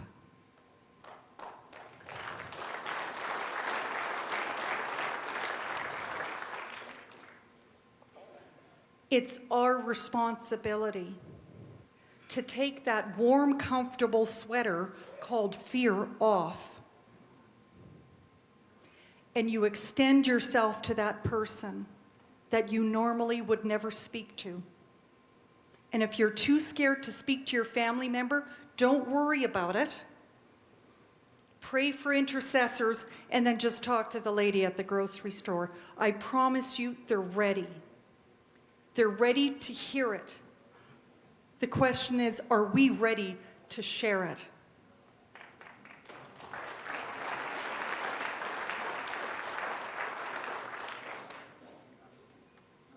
We have a lot of information here. Like, I mean, these people, like, so smart, right? This isn't me.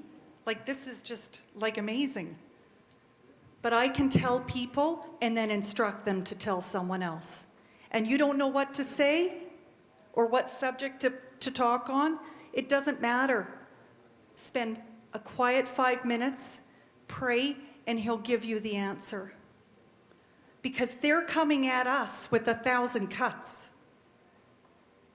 So 1,000 of us can cut back. And I promise you, the people are ready. They're ready to hear. And one last thing, you have to know what he told me to tell you. Every single one of you are now on notice. And that's uncomfortable. And that's a fundamental truth. So on behalf of Jason Levine and his lovely wife, Paula, I would like to thank you for attending. Now go tell people to tell people. Thank you.